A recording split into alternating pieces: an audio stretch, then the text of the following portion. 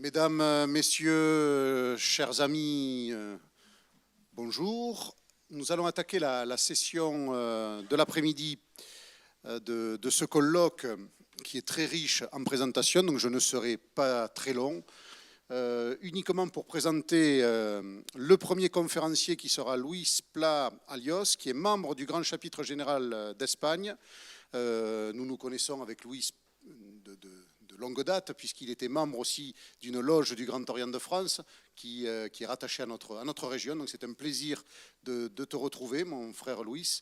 Et tu vas pouvoir nous présenter une spécificité du rite français dans la maçonnerie espagnole au XXIe siècle et voir comment ce rite français a voyagé au travers des épreuves de la République espagnole et a été un élément moteur de cette structuration sociale. Mon très cher frère Luis, tu as la parole.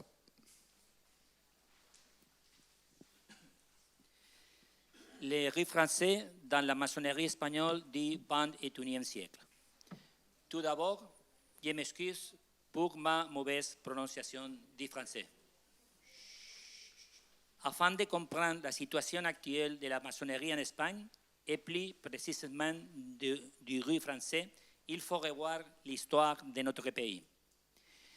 Du XVIIIe siècle jusqu'à nos jours, nous observons que les diverses périodes qui ont marqué l'histoire d'Espagne ont eu un impact négatif sur le développement de la maçonnerie, en faisant que sa réalité soit bien différente de celle des pays de notre entourage. Non seulement en ce qui concerne le plus faible nombre de loges et de frères, mais aussi pour le travail lui-même dans les loges, parce que la transmission maçonnique pérenne dans le temps n'a pas pu avoir lieu.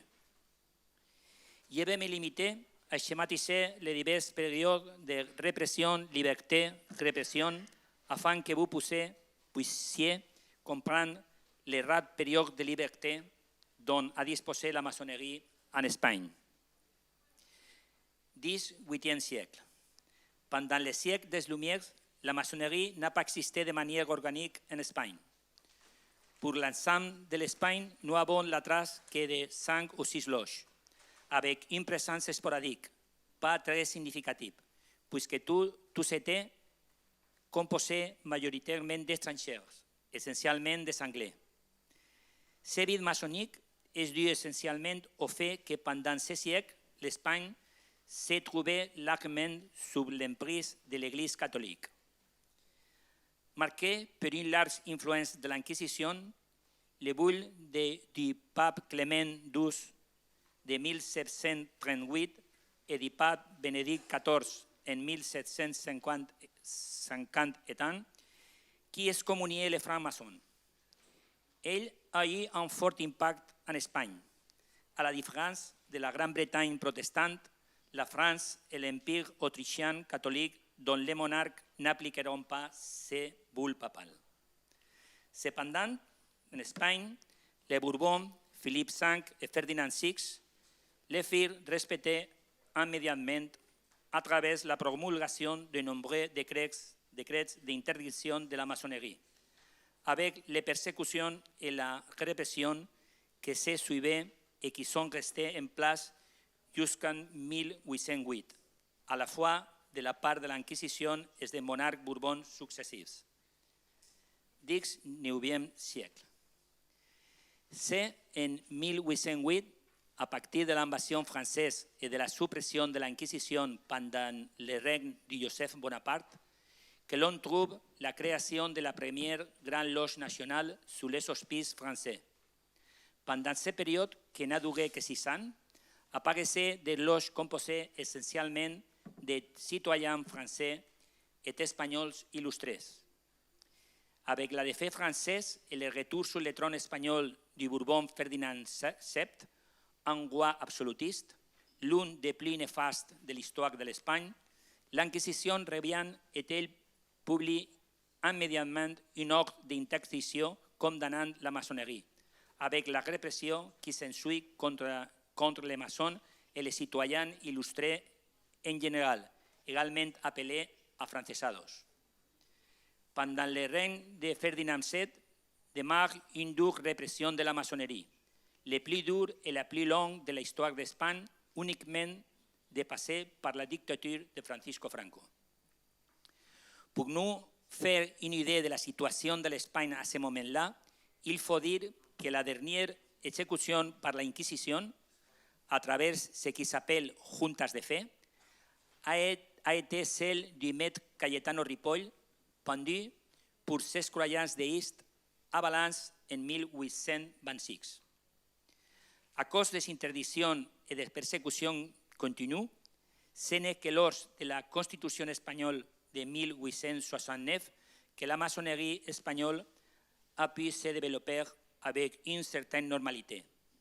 Mais surtout, à partir de la proclamation de la Première République espagnole en 1873, et ce n'est que lors commencera à avoir une forte croissance. Avec l'approbation de la loi sur les associations en 1887, lorsque pour la première fois en Espagne la maçonnerie réunit les conditions nécessaires pour sa légalisation. Cependant, une fois de plus, entre 1896 et 1900, la maçonnerie retombe en disgrâce essentiellement parce qu'on la rend responsable de la perte des dernières colonies espagnoles, Cuba, Philippines, Puerto Rico. De larges secteurs de la société, influencés par l'Église catholique, accusèrent la maçonnerie de connivence avec les indépendantistes pour la perte de ces colonies. Ainsi, la maçonnerie espagnole entre dans une situation critique que l'amène à nouveau à sa quasi disparition. Nous pouvons dire que pendant le XIXe siècle, la maçonnerie n'a disposé que d'une période de 27 ans continue d'une certaine normalité. 20e siècle. La maçonnerie espagnole entre dans le 20e siècle avec une profonde crise. C'est à partir de 1901 que l'on commence à voir une nouvelle recomposition de la maçonnerie qui se développera jusqu'à l'arrivée de la Deuxième République, en coïncidant avec sa plus grande apogée. Cependant, lors de ces premiers tiers du XXe siècle, une fois de plus, une dictature est mise en place en Espagne. Entre 1923 et 1930, appelée la dictature de Primo de Rivera, qui, bien que ne poursuivant pas la maçonnerie avec la même cruauté que lors des époques précédentes, l'affaiblit. Pendant cette période, les loges qui demeurent dans la clandestinité se politisent en défense des libertés, contre les clériers et contribuent même à être des foyers de propagande à l'origine des initiatives contre la dictature. La proclamation de la Deuxième République, le 14 avril 1931, est accueillie avec une très grande satisfaction par la famille maçonnique, qui s'était caractérisée par la défense des valeurs républicaines, conjointement à un profond anticléricalisme.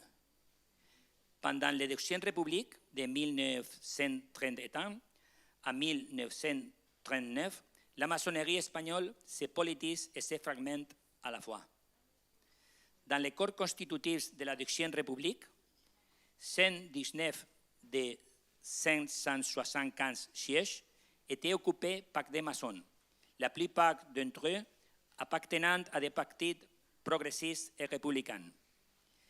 Le 18 juillet 1936, le dictateur Francisco Franco, avec l'appui des latifundistes, banquiers et de la hiérarchie de l'Église catholique, fit un coup d'État qui sera le début de la guerre civile, la période la plus tragique de notre histoire. Avec la victoire du fascisme en Espagne, le 1er avril 1939, s'ouvre l'une des périodes les plus sombres pour les maçons espagnols. Franco attribue à ce qu'il appelle l'alliance judéo-maçonnique tous les maux de l'Espagne, en justifiant ici son coup d'État et la persécution et répression qui s'ensuivent. 2 mois à peine après le soulèvement militaire, le général Franco dictait déjà les premiers décrets d'interdiction et de persécution de la maçonnerie.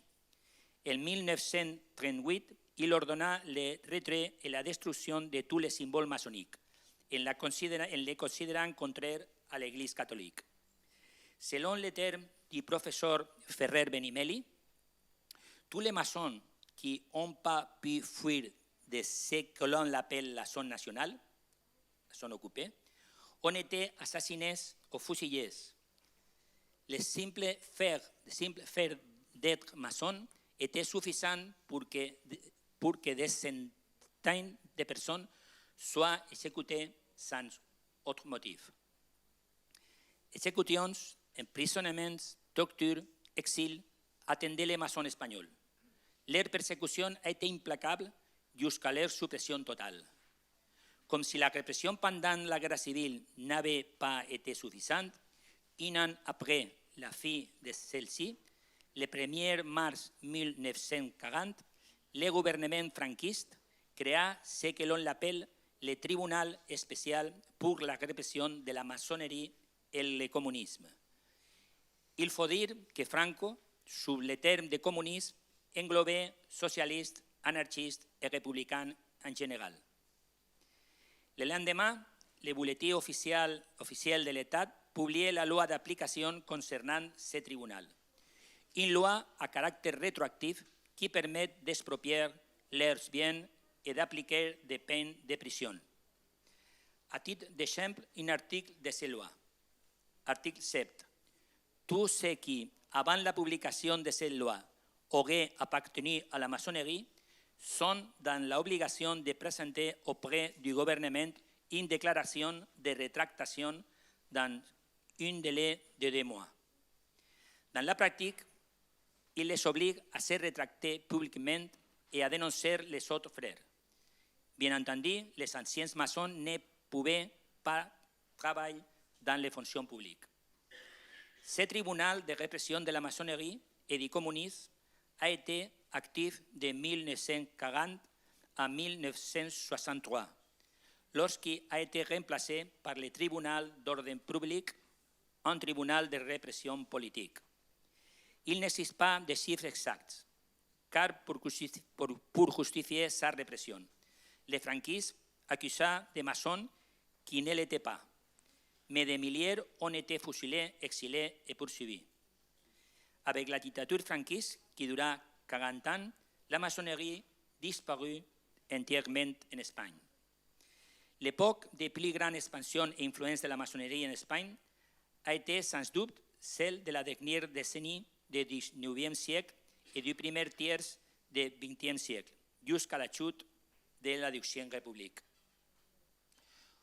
Une période d'environ 40 ans.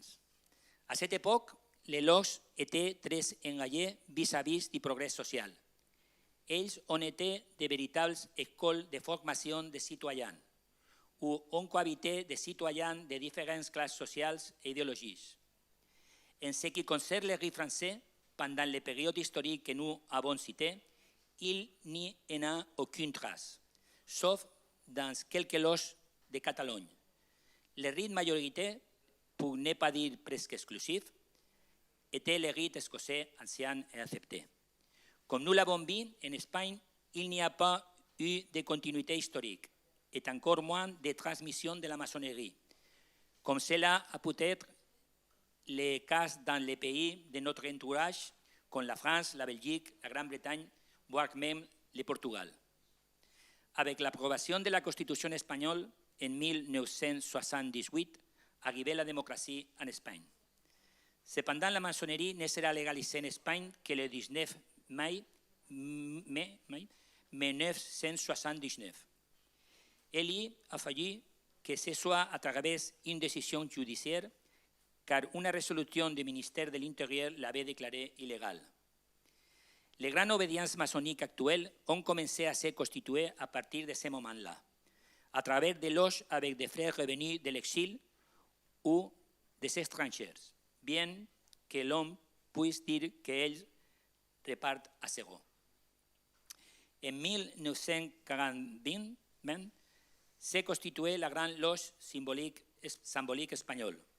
En 1982 s'est constituée la Grande Loge d'Espagne et s'est refondée la Fédération espagnole des droits humains. En 2005 s'est constituée la Grande Loge féminine d'Espagne. Nous pouvons observer que l'obédience maçonnique la plus ancienne actuellement en Espagne n'a que 42 ans d'existence. 21e siècle. Nous entrons dans le 21e siècle avec une réalité qui est encore très différente de beaucoup de pays de notre entourage, en ce qui concerne le nombre de loges et de maçons. En Espagne, rares sont les loges ayant une continuité sans interruption de plus de 30 ans. Dans le panorama maçonnique actuel, nous pouvons distinguer deux grands blocs.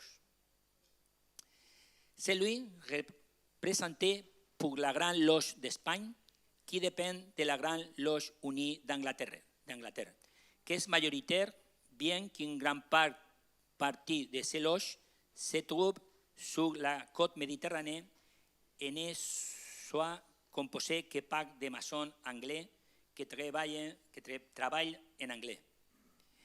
Et celui représenté par ce que l'on appelait M, Espace maçonnique espagnol, libéral et dogmatique, qui réunit la Grande Loge symbolique espagnole, les droits humains, la Grande Loge féminine d'Espagne et les loges espagnoles du Grand Orient de France.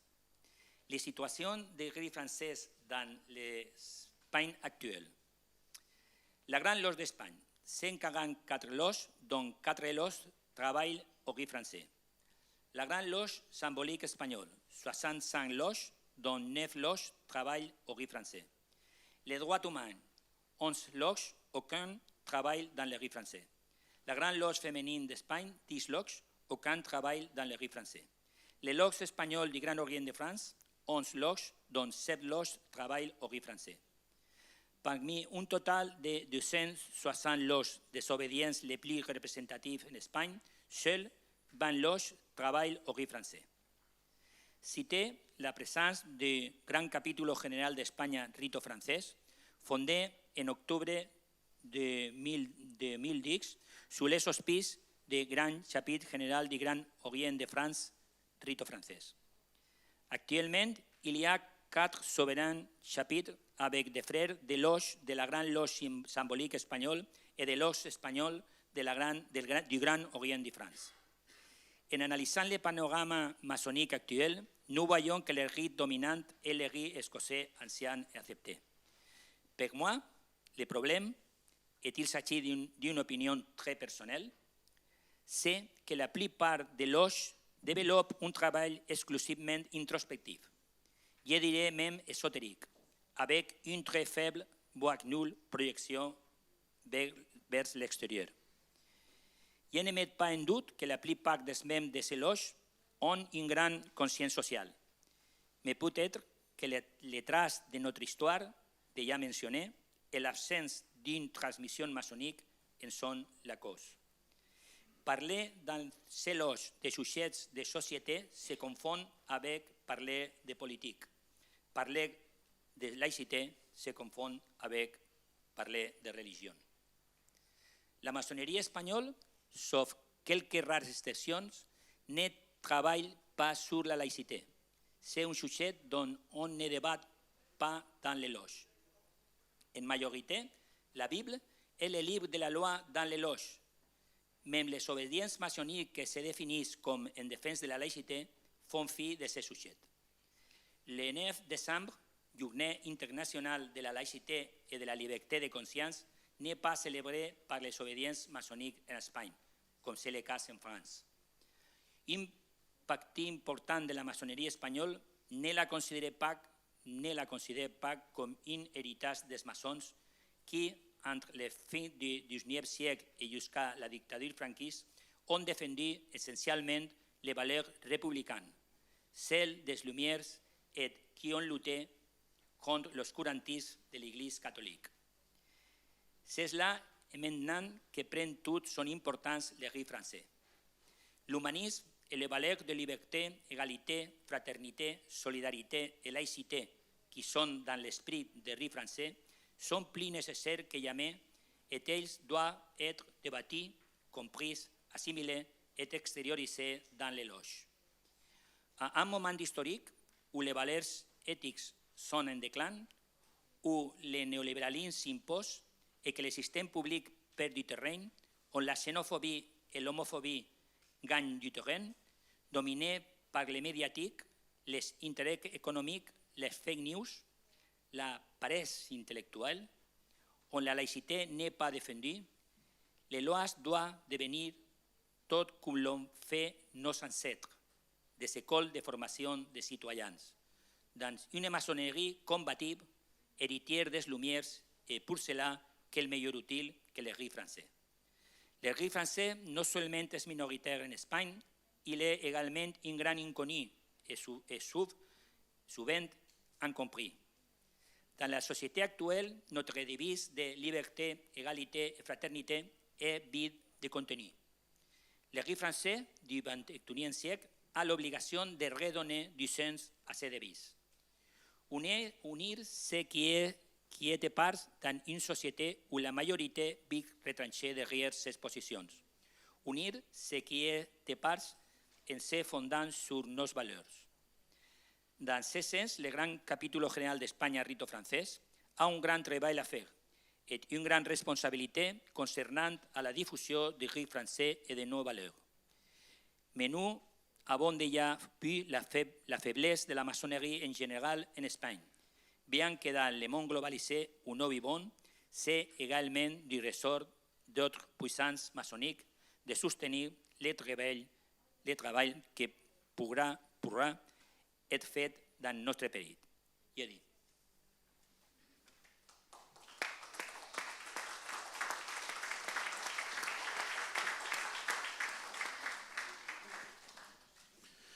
Mon très cher frère Luis, grand secrétaire aux affaires intérieures de la Grande Loge, du Grand Chapitre Général de la Grande Loge symbolique d'Espagne, membre de la Chambre d'administration, prendre la parole après tes propos a quelque chose de dérisoire pour moi et pour nous tous. La force des mots que tu as employés, les événements et les combats que tu as retracés montrent quelque part le positionnement de la franc-maçonnerie que tu as décrite, du Grand Orient de France qui vous soutient aujourd'hui, du rite français dont tu as parlé et qui est pour vous, on va dire, un support symbolique fort, ne sont rien par rapport à ces éléments historiques que tu as tracés. Et on aura l'occasion au moment de la circulation de la parole de revenir sur ce que tu as dit. Ce que je vais juste proposer pour respecter le déroulé, c'est qu'il y aura un débat qu'on organisera à la fin de l'ensemble des prises de parole.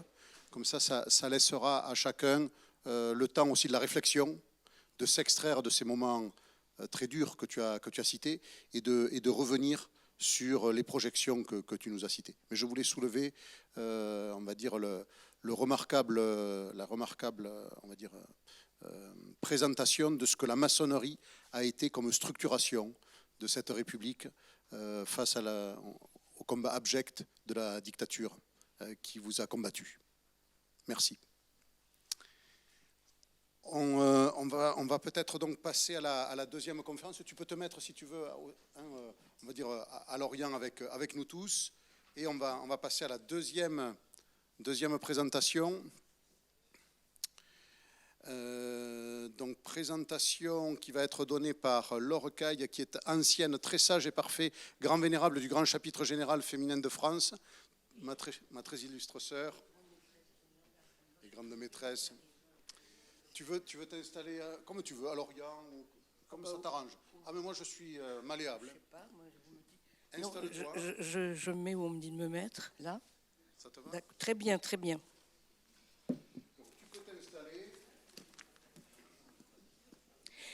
Merci beaucoup. Donc, l'intervention que je fais aujourd'hui est donc intitulée « Le rite français au féminin, en France et à l'international, l'héritage des Lumières ».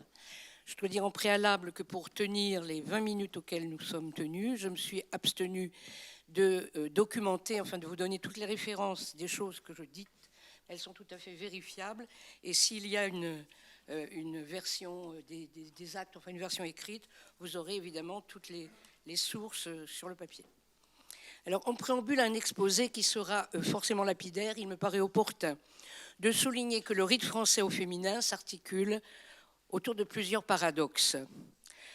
Paradoxe de la présence même des femmes en loge, puisque des textes fondateurs à nos jours, la maçonnerie féminine ou la maçonnerie mixte, continuent d'être des oxymores pour l'écrasante majorité de la planète maçonnique. C'est d'ailleurs une des raisons pour lesquelles le sujet a été si longtemps négligé, les sources documentaires si parcellaires et la littérature essentiellement, sinon exclusivement francophone. Paradoxe de la qualification de français pour le rite qui est l'héritier le plus direct du rituel des modernes de la Grande Loge de Londres de 1717. Je ne développerai pas. Paradoxe encore du rite français au féminin, puisque jusqu'à une époque très récente, le rite français n'était pratiqué que dans des obédiences masculines, y compris en France, pourtant pays qui avait été le premier et dans une large mesure le seul, où les femmes avaient été, dès le XVIIIe siècle, elles avaient eu droit de cité dans les loges maçonniques.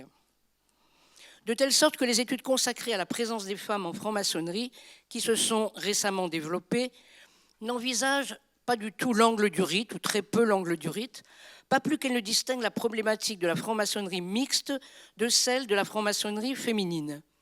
La distinction entre monogenre féminin m'apparaît pourtant d'une incontestable pertinence, tant symbolique que sociologique et politique. Et elle dépasse d'ailleurs le périmètre de la seule franc-maçonnerie. Qui sont les premières initiées ? S'il est souvent présenté comme une évidence que la première femme initiée aurait été Maria de Rennes, forçant héroïquement les portes de la Grande Loge symbolique écossaise en 1882, on a tendance à oublier qu'à peine quelques mois plus tard, elle se retrouva sur les parvis après que la loge Les Libres Penseurs du PEC, qui l'avait initiée, fut menacée d'exclusion. Et lorsque, 11 ans plus tard, en 1893, elle fonda avec Georges Martin le droit humain, cela faisait plus d'un siècle que dans la France des Lumières et dans son aire d'influence linguistique et culturelle, des loges mixtes avaient existé. Je renvoie entre autres aux travaux de Margaret Jacob et Janet Burke, les pionnières en ce domaine, et à ceux de Françoise Moreillon et de la commission d'histoire de la Grande Loge féminine de France. Si l'antériorité française de l'ouverture des loges aux femmes au XVIIIe siècle est incontestable, il n'en va pas de même à la fin du XIXe siècle, qui voit apparaître une maçonnerie féminine dans plusieurs pays d'Europe, à un moment où la franc-maçonnerie féminine a quasiment disparu en France. Italie, Espagne, je ne développerai pas non plus. Mais quelle que soit la configuration de leur initiation à ces femmes au XIXe siècle, loge d'adoption souchée sur une loge masculine ou loge mixte, le profil très largement partagé par ces néo-pionnières était d'être des femmes très engagées dans la cité, des militantes actives de mouvements sociaux, éducatifs et politiques. Pourtant, pour des raisons conjoncturelles ou systémiques qui restent à être interrogées, on constate la coupure quasi totale de cette néo-maçonnerie féminine d'avec le rite français, pourtant réputé, et parfois jusqu'à la caricature par nos détracteurs, comme sociétale. Tout juste peut-on spéculer qu'il en eût été sans doute autrement si la motion présentée par Frédéric Desmond au convent du Grand Orient de France de 1867 visant à autoriser l'initiation des femmes avait été adoptée, comme celle, beaucoup plus célèbre, supprimant l'obligation de croyance en l'immorté de l'âme 10 ans plus tard. Une exception notable, cependant, doit être signalée. La situation doublement originale de la loge Humanidade, créée vers 1909 à l'Orient de Lisbonne.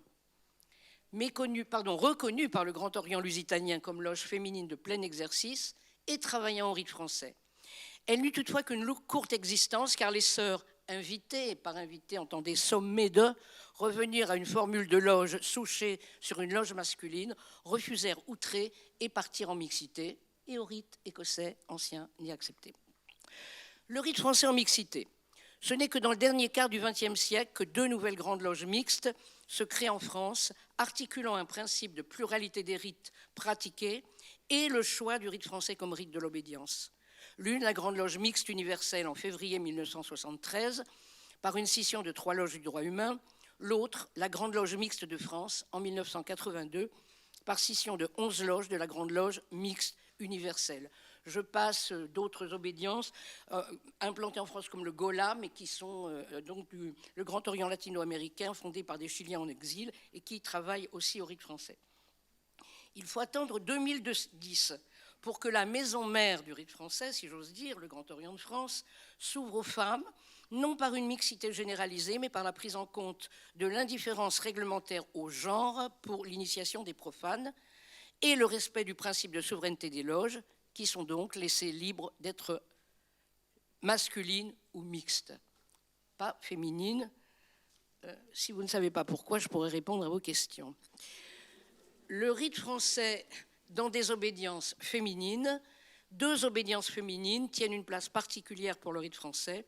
La Grande Loge féminine de France, qui est la première à avoir inscrit dans son pacte social et mis en œuvre le principe de pluralité des rites pratiqués, et la deuxième, la Grande Loge féminine de Bulgarie, qui est la première et à ce jour la seule à avoir posé non seulement ce même principe pour ses loges, mais à avoir opté pour le rite français comme rite officiel de l'obédience.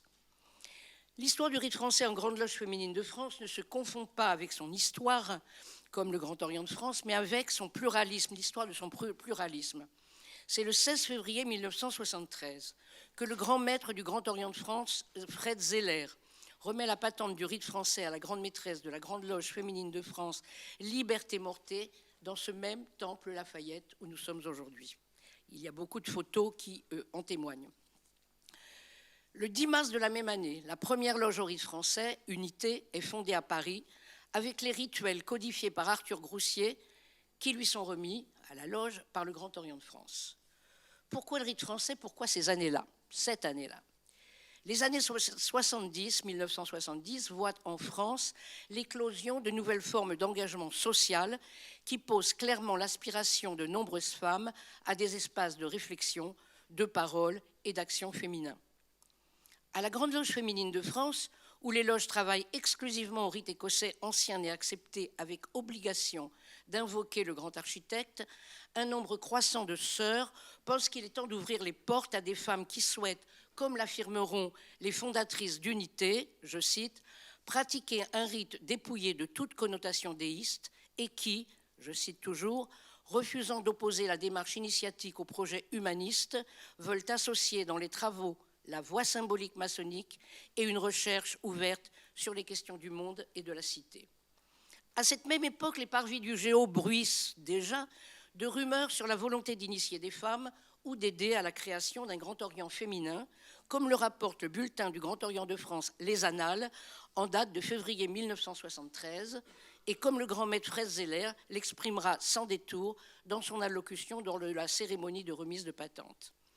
Quant à la GLFF, elle est désireuse de s'ouvrir à de nouvelles sœurs, non de mettre en péril son identité ou son unité obédientielle. L'introduction du rite français en Grande Loge féminine de France fut ainsi le fruit à la fois de circonstances contingentes et d'une volonté consciente d'ouverture, du devoir maçonnique de transmission et de la réelle politique obédientielle. Elle fut aussi le résultat de la rencontre de personnalités exceptionnelles qui permirent de porter ce projet. La grande maîtresse Liberté Mortée était fille d'un franc-maçon républicain espagnol et le grand maître Fred Zeller, militant politique très actif, il a été le secrétaire de Trotsky, comme tout le monde le sait, enfin comme les frères le savent, ont sans conteste joué un rôle capital. À l'international, c'est en Belgique que la grande maîtresse Yvonne Dornès fonde en 1980 la première loge de la Grande Loge féminine de France, travaillant au rite français dans un pays étranger, La Source, qui fut par la suite intégrée à la Grande Loge féminine de Belgique lorsque cette obédience fut créée en 1981. Le deuxième pays où la GLFF exporta le rite français est le Portugal, avec la création de la loge Unidade Matria en 1983 à Lisbonne, qui fut intégrée à la Grande Loge féminine du Portugal à sa création le 27 mars 1996.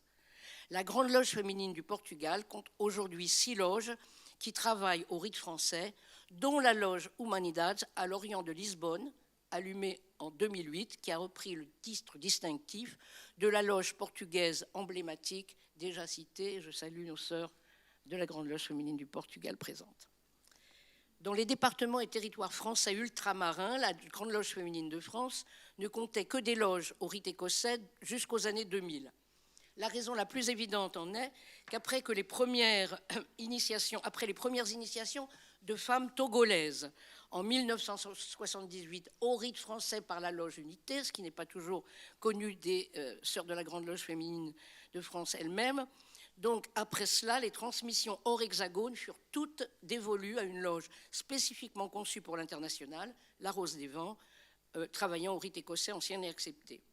En 2003, sous l'impulsion de la grande maîtresse Marie-Françoise Blanchet, une volonté de diversification de la politique de développement international dans la pluralité des rites conduit la Grande Loge féminine de France à créer une structure de coordination d'un collectif de loges de rites français, le Creuset Bleu, Creuset collectif bleu du français, auquel ont été confiés des chantiers aboutissant à la création de loges en Israël, en Lettonie, en Bulgarie, en Russie. Un projet en Arménie a été stoppé par la pandémie, mais non point abandonné. Une mention spéciale doit être faite de la jeune Grande Loge féminine de Bulgarie, unique en son genre, puisque, outre la pluralité des rites inscrits dans sa constitution, elle est la première, et je répète à ce jour la seule, à travailler au rite français en tant qu'obédience. C'est en 2002 qu'un frère du Grand Orient de France, membre de la loge Svetlina à l'Orient de Sofia, contacte la Grande Loge féminine de France pour faire part d'une demande d'un groupe de femmes bulgares souhaitant rejoindre la franc-maçonnerie. Le chantier est confié au Creuset Bleu et en 2003-2004, 6 femmes bulgares sont initiées dans des loges du collectif, le Creuset Bleu. Port-Océane et Laïcos à Bordeaux, Unité à Paris, Thalassa à Boulogne-sur-Mer. Une 6e sœur, initiée en 1991 par la Rose des Vents et qui en avait démissionné, est réintégrée dans la loge Unité et reprend place sur le chantier résolument français. La première loge ouverte en Bulgarie, Philosophia, est allumée le 9 mai 2009. Le 19 septembre 2015, c'est au tour de la loge Harmonia Dunava, Harmonie du Danube, à Svichtov.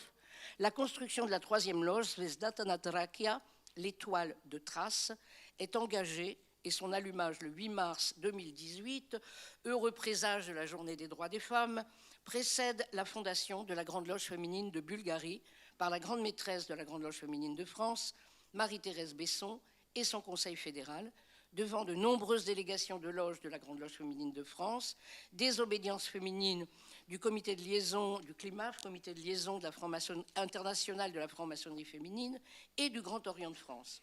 Pour la première fois, depuis qu'elle l'avait reçu du Grand Orient de France, la Grande Loge féminine de France remet la patente du rite français à la grande maîtresse fondatrice Tania Karabelova. Le bleu rayonne donc désormais, en France comme à l'international, du 1er au 3e grade, et l'histoire pourrait s'arrêter là. C'est sans compter un autre héritage maçonnique des Lumières, la maçonnerie capitulaire. Les hauts grades du rite français au féminin, ou ce qu'il est usuel de dénommer dans les pays anglo-saxons les side degrees, et en France, dans une de ces sémantiques paradoxales dont nous avons le secret, l'écossisme, c'est-à-dire le corpus des grades après la maîtrise, est très largement un fleuron du rite français du XVIIIe siècle. Ceci est particulièrement vrai notamment à partir des grades empruntant à l'histoire et à l'imaginaire de la chevalerie. Il n'est donc pas étonnant que les aristocrates qui fréquentaient les loges françaises du XVIIIe siècle aient eu l'envie de continuer à maçonner au-delà du grade de maîtresse, à l'instar de leurs homologues masculins. 2 siècles plus tard, c'est avec des motivations similaires que des loges de la Grande Loge féminine de France, pionnières du rite français, font des demandes de plus en plus pressantes pour poursuivre leur progression maçonnique dans leur rite et non dans les hauts grades du rite écossais ancien et accepté, seule possibilité qui leur est alors offerte plus de 20 ans après la remise de patente du rite français pour les loges bleues. Elles annoncent même, pour certaines, leur intention d'ouvrir un chapitre si leur demande continue à rester lettre morte. La grande maîtresse Nicole Pinard impulse alors une réflexion au sein du Conseil fédéral sur la nécessaire prise en compte pour les sœurs du rite français de la Grande Loge féminine de France de continuer leur évolution maçonnique dans la logique de leur rite. Parallèlement, l'idée que le Conseil fédéral exécutif de la GLFF n'a ni vocation ni compétence à statuer sur les rituels du rite français fait son chemin. Et donc qu'il y a nécessité de mettre en place un organe garant du rite français, à l'instar du Suprême Conseil féminin de France pour le rite écossais ancien et accepté. Le très puissant souverain grand commandeur Blanc Chabert est consulté, se montre favorable à ces évolutions, l'enjeu étant la cohérence du pluralisme dans l'équité dont se réclame la GLFF. Le projet est lancé, la responsabilité en est confiée à la sœur Geneviève Contact-Lavry, alors première grande maîtresse adjointe et elle-même travaillant dans la loge La Française créée par Yvonne Dornès.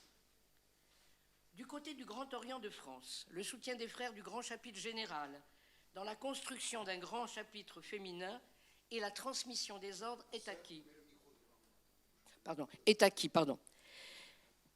C'est au Conseil de l'Ordre de décembre 1998 que l'accord pour la transmission de la patente des ordres de sagesse, ça ne s'appelle pas encore ordre de sagesse d'ailleurs, à la Grande Loge féminine de France, est voté.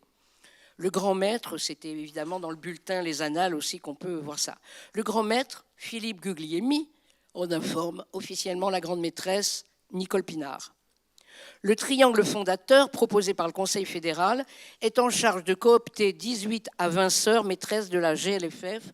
Je signale ça simplement pour signaler que, conformément à l'esprit du rite français énoncé dans le régulateur du maçon pour l'acceptation des profanes, les fondatrices ont décidé que seules seront cooptées les sœurs acceptées à l'unanimité, ce qui était le cas pour les profanes au temps du régulateur du maçon. Donc début juin 1999, l'équipe des fondatrices est constituée. Le convent de septembre 1999 de la GLFF vote favorablement pour les modifications apportées au traité d'alliance entre le Suprême Conseil féminin de France et la Grande Loge féminine de France, puisque seule cette modification permettait d'ouvrir une deuxième juridiction de haut grade. Les ordres de sagesse, récemment renommés ainsi par le grand chapitre du Grand Orient, lui-même en pleine refondation, se conjuguent désormais au féminin. Le 25 septembre 1999, en présence d'une délégation du Conseil de l'Ordre du Grand Orient de France, du Grand Chapitre général du Grand Orient de France, rite français, ainsi que du Conseil fédéral de la Grande Loge féminine de France, le grand maître du Grand Orient de France, Simon Jomanaï, transmet à la grande maîtresse de la GLFF, Nicole Pinard, la patente des ordres de sagesse en l'hôtel Cadet, là où la patente du rite français pour les 3 grades symboliques avait été remise 26 ans plus tôt. Selon l'engagement moral signé entre le grand chapitre féminin provisoire et la Grande Loge féminine de France, cette dernière devient dépositaire de la patente au nom et pour le compte du futur grand chapitre général féminin de France. Conformément à cet engagement, la grande maîtresse Marie-France Picard remet la patente en pleine propriété à la très sage et parfaite grande vénérable fondatrice du grand chapitre général féminin de France, Geneviève Contact-Lavry, lors de l'Assemblée constituante du grand chapitre général féminin de France, juridiction souveraine et indépendante, le 8 septembre 2001. C'est-à-dire que l'architecture en Grande Loge féminine de France et en grand chapitre général féminin de France est une séparation de l'administration et également une séparation de la propriété de la patente. Comme le creuset bleu de la Grande Loge féminine de France avait été la cheville ouvrière de la création de loges et d'obédience au rite français à l'international, le grand chapitre général féminin de France met rapidement en place une politique de rayonnement hors hexagone. La mission en est confiée à un chapitre au nom évocateur, Croisée des chemins, qui servira d'attache à des sœurs pour aider à la création de chapitres, notamment à l'international. Dans un schéma similaire à celui de la Grande Loge féminine de France pour la création de loges bleues et d'obédience, le Grand Chapitre général féminin de France a, à ce jour, créé 2 grands chapitres féminins. Le Grand Chapitre général féminin de Belgique, 2007, le Grand Chapitre général féminin du Portugal, 2015. Un chapitre a également été allumé encore sous la juridiction du Grand Chapitre général féminin de France en Bulgarie, présageant la création à terme d'un grand chapitre général féminin de Bulgarie. Il y a également un cercle équivalent du triangle dans les grades bleus qui est actif en Polynésie française. Après cet état des lieux, revenons sur la question de la filiation et de l'héritage. On sait en effet que les premières francs-maçonnes de l'Ancien Régime à l'Empire travaillèrent non pas au rite français mais au rite d'adoption. N'est-il donc pas abusif pour des francs-maçonnes de rite français du XXIe siècle de se réclamer de l'héritage des Lumières ? Cette apparente contradiction rituelle mérite d'être nuancée. D'une part, tous les rituels étaient écrits par des frères avec le même substrat culturel, philosophique et moral, éventuellement adaptés à une nature, je mets nature entre guillemets, féminine, telle que cela représentait les frères de l'époque. D'autre part, aucun rite n'a été véritablement fixé avant la deuxième moitié du XVIIIe siècle, alors que des loges mixtes existaient depuis les années 1740, comme les récentes documentations, les récentes recherches l'ont démontré. On a donc toute raison de croire que frères et sœurs utilisaient un même rituel dans une même loge. Le caractère endogamique de la franc-maçonnerie masculine-féminine du XVIIIe et la proximité sociologique des maçonnes et des maçons confortent cette hypothèse. Par ailleurs, l'héritage des Lumières s'entend avant tout non comme une équivalence rituelle, mais comme une communauté d'idées et de valeurs. C'est bien son ancrage géopolitique dans la société française du XVIIIe siècle et sa sociabilité porteuse des idées et des valeurs des Lumières qui donnent au rite français toute sa légitimité.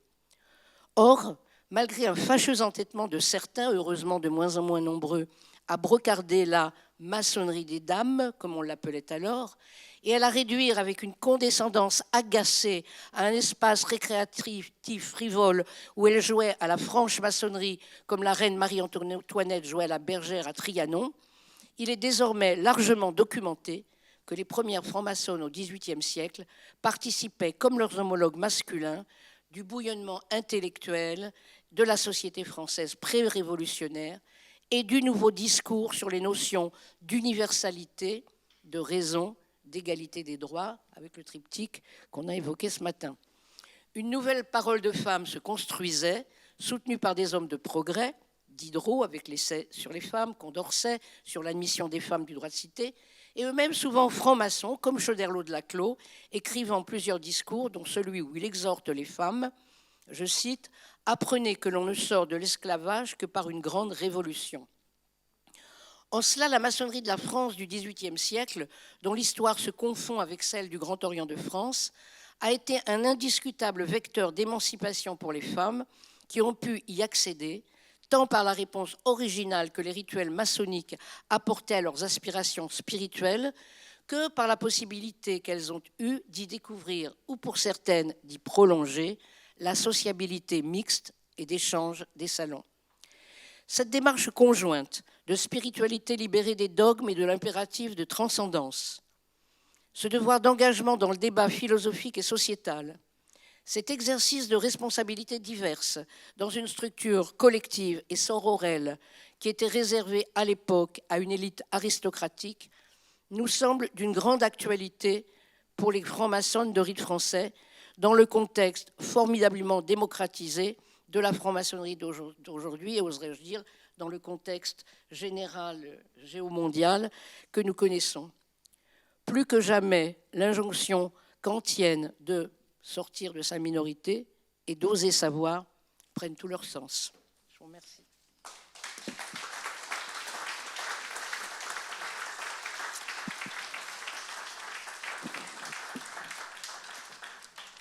Ma très illustre sœur Laure, ancienne très sage et parfait grand vénérable du grand chapitre général de la Grande Loge féminine de France.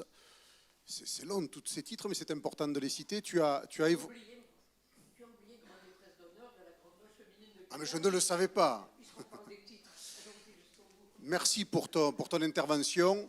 Ce que tu as évoqué dans ta planche, le combat que tu as cité, était de forme différente de celle de notre très illustre frère Louis, mais si la forme a changé, l'idéologie était la même. Cette idéologie de la pression, on va dire politique, qui visait à amoindrir une frange de la société, les républicains dans un cas, les femmes dans l'autre, ont été traités par la maçonnerie et par tout ce que tu as développé de manière concomitante, imprégnée par ce qui a été développé ce matin autour de l'héritage des Lumières. On aura l'occasion d'y revenir, mais je voulais le souligner, te remercier pour ton intervention. Et on va procéder comme tout à l'heure. On fera la circulation de la parole avec l'ensemble des intervenants. Je vais donner maintenant la suite de la présidence à notre très illustre frère Ruy Lopez, qui va me remplacer, et on reprendra le débat à l'issue des deux autres interventions. Tu peux rester avec nous, ma soeur. Fais comme tu veux. Hein. Et confiance de tes soeurs et tes frères. Bonsoir à toutes. Bonsoir à tous. Il me revient donc, après mon très cher frère Jean-Pierre Garrigue, de procéder à l'introduction des deux prochains orateurs, et le choix de les placer là me semble tout à fait judicieux, Jean-Christophe, et j'en fais de même.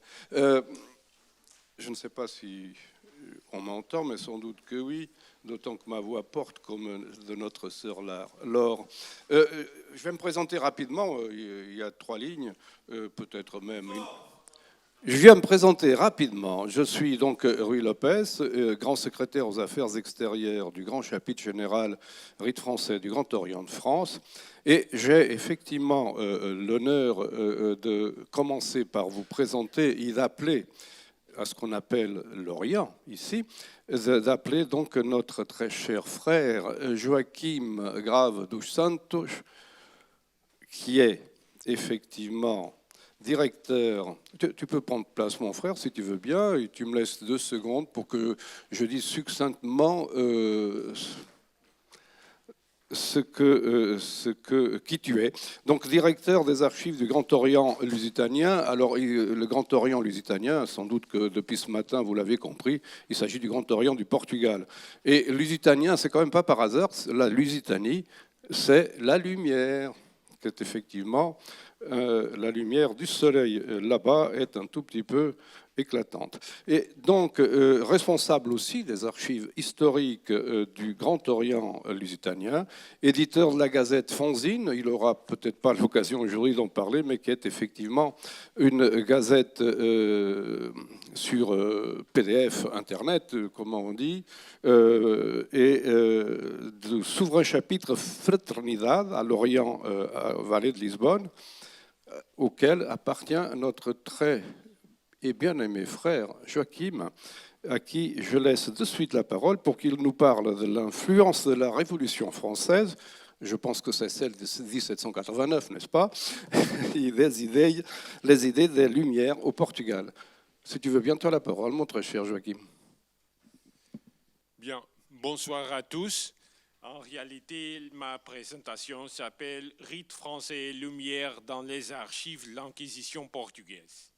Bien, dans un rapport de 1803, le magistrat criminel du Bairro Alto, c'est un arrondissement de Lisbonne, José Anastácio Lopes Cardoso, a informé l'intendant général de la police, Diogo Inácio de Pinamanique, de l'état des lieux de la franc-maçonnerie au Portugal.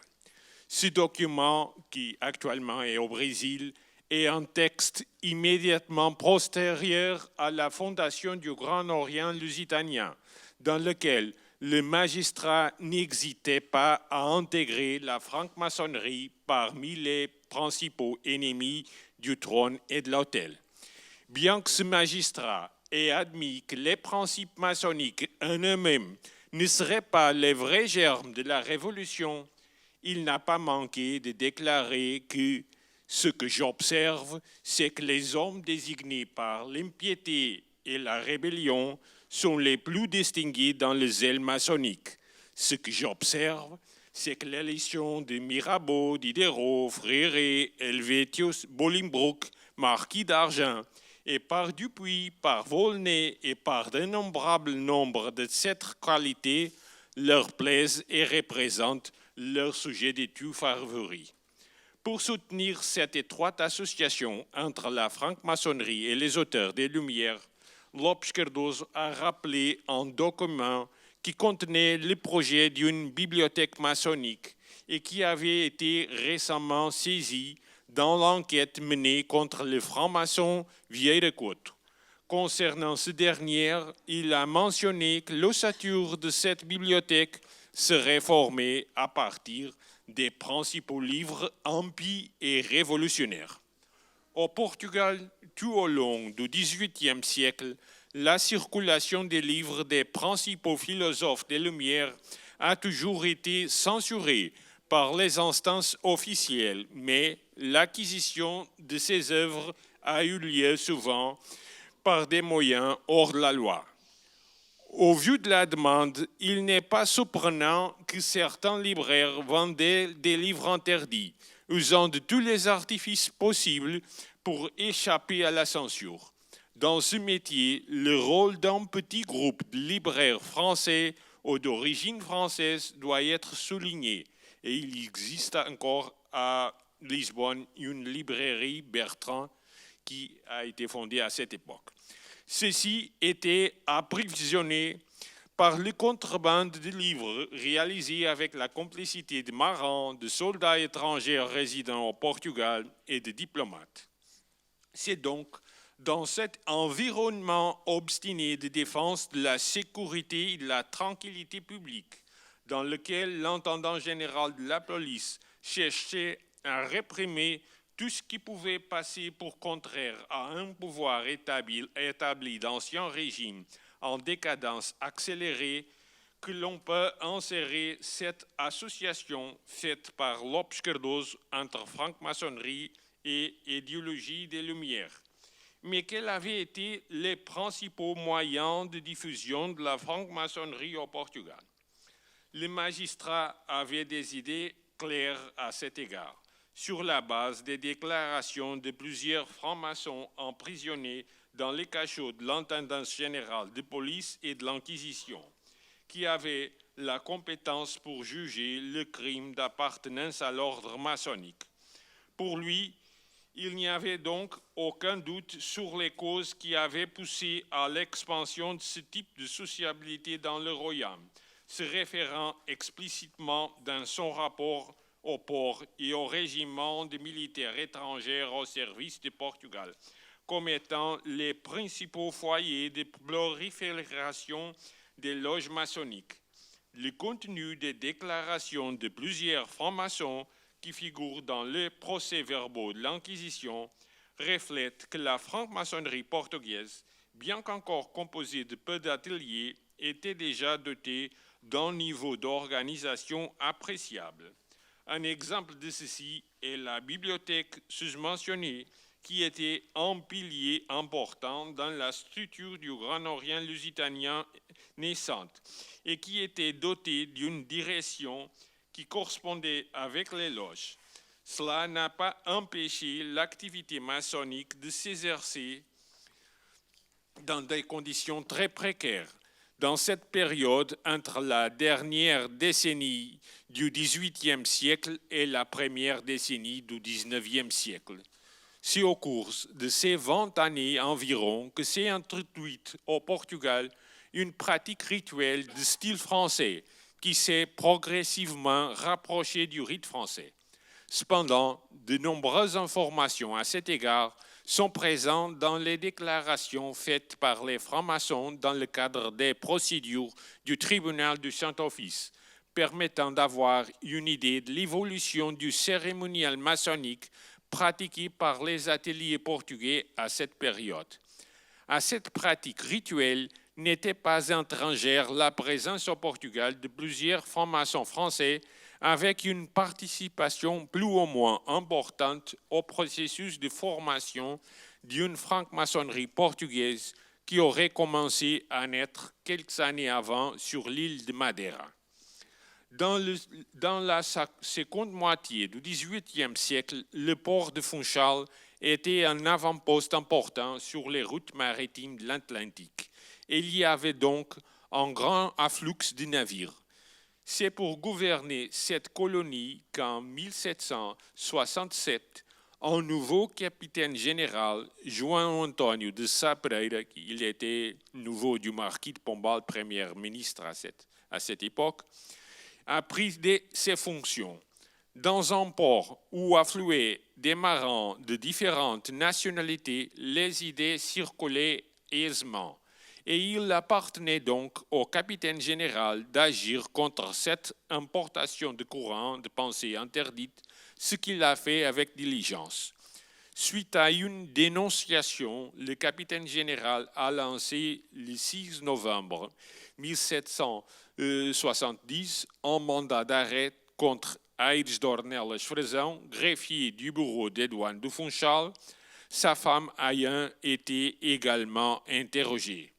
Elle aurait déclaré que le sergent-major ingénieur François d'Alincourt et Barthélemy Andrieux, français, étaient des francs-maçons. François d'Alincourt était un ingénieur militaire et il existe des preuves de sa présence au Portugal à partir de 1761 et à Madère à partir de 1768. Quant au lieutenant d'artillerie Barthélemy Andrieux du Bullois, il y a peu d'informations antérieures à son arrestation.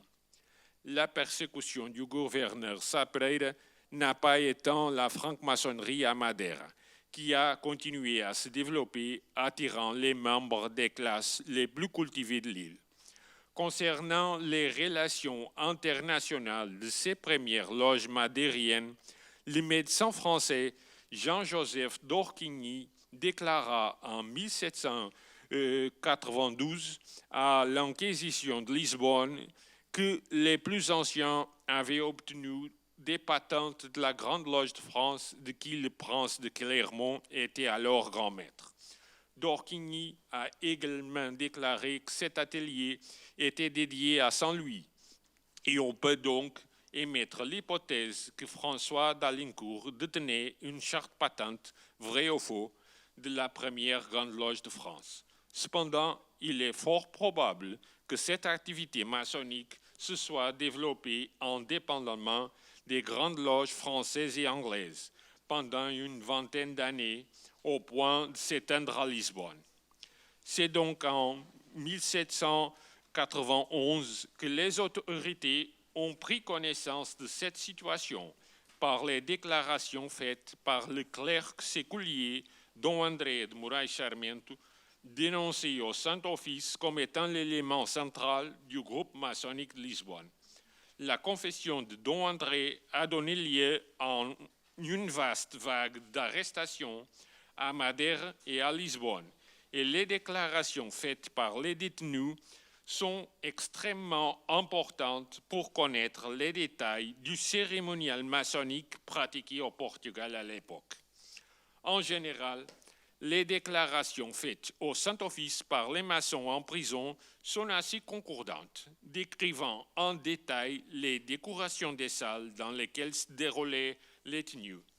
Elles comprenaient des images représentant le soleil, la lune, les étoiles, la mort, avec la chaise et la table du vénérable sur une strade et sous un baldaquin. Sur cette table étaient placées une épée et une Bible ouverte dans l'évangile de Saint Jean, une équerre et un compas, en plus de 3 lumières disposées en triangle. Sur le sol de la pièce, le temple de Salomon était dessiné à la craie. La cérémonie d'initiation commençait dans une petite salle qui servait de chambre de réflexion, dans laquelle le candidat était dépouillé de tous ses métaux et rituellement préparé par le frère terrible. Le compartiment était décoré de drapes noirs et d'un crâne accompagné de 2 gros os. Après que le candidat ait les yeux bandés, que son genou droit et son épaule gauche et sa poitrine aient été découverts, qu'on lui ait mis une pantoufle et qu'une corde lui ait été passée autour du cou, il était emmené dans la salle où se trouvait la réception. Là, il était conduit en voyage et des dangers lui étaient annoncés. Après avoir tourné 3 fois autour du tableau de loge, le bandeau lui était retiré en pointant les membres de la loge avec leur épée dans sa direction. Le nouveau frère était encore soumis à l'épreuve du sang, après quoi il prêtait son serment, imposant sa main droite sur l'épée et sur l'évangile de Saint Jean, qui se trouvait sur la table du vénérable maître. La cérémonie se concluait par la transmission des secrets du grade, la remise d'un tablier de 2 paires de gants blancs et l'explication des symboles présents dans le tableau de loge, prononçant l'orateur un discours faisant allusion à l'entrée du nouveau membre. Dans toutes ces procédures rituelles, la tradition française est très présente, dont les rituels étaient le plus souvent des carnets manuscrits traduits en Portugal qui avaient comme source des révélations éditées en France.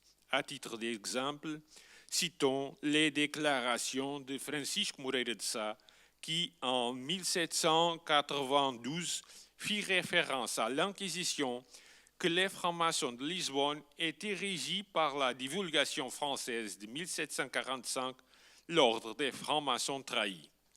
Dans cette loge, la présence de quelques membres français peut être identifiée. Cependant, un autre facteur contribua de manière décisive à cette francisation de la franc-maçonnerie portugaise. Il s'agissait de la présence à Lisbonne de régiments militaires français au service du Portugal. En vertu des traités conclus avec l'Espagne, le Portugal a participé à la coalition anti-révolutionnaire qui a déclaré la guerre à la République française en 1793, ayant participé à la campagne du Roussillon, qui a abouti à un désastre militaire. L'invasion du territoire espagnol par les armées françaises a imposé à Madrid la paix de Bâle, célébrée en l'absence du Portugal, resté en guerre avec la jeune République. Cela a donné lieu à un ensemble complexe de pressions avec des concentrations de troupes espagnoles le long de la frontière portugaise. Pour que le Portugal puisse résister à une possible invasion espagnole ou française, Londres envoya des troupes dans notre pays en 1797. Ce corps d'environ 6 000 hommes a intégré plusieurs régiments composés d'immigrés royalistes français. Ces troupes sont restées au Portugal avec des effectifs variables jusqu'en 1800.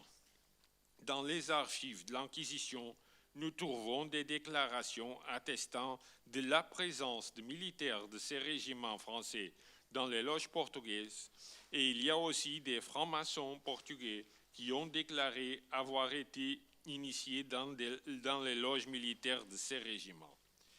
Motivé par la Révolution, il y a eu aussi, quelques années avant, une immigration de Français vers le Portugal. C'est précisément à cette époque que 2 membres de la haute aristocratie française sont arrivés à Lisbonne, tous 2 francs-maçons, et l'un d'eux très important au Grand Orient de France.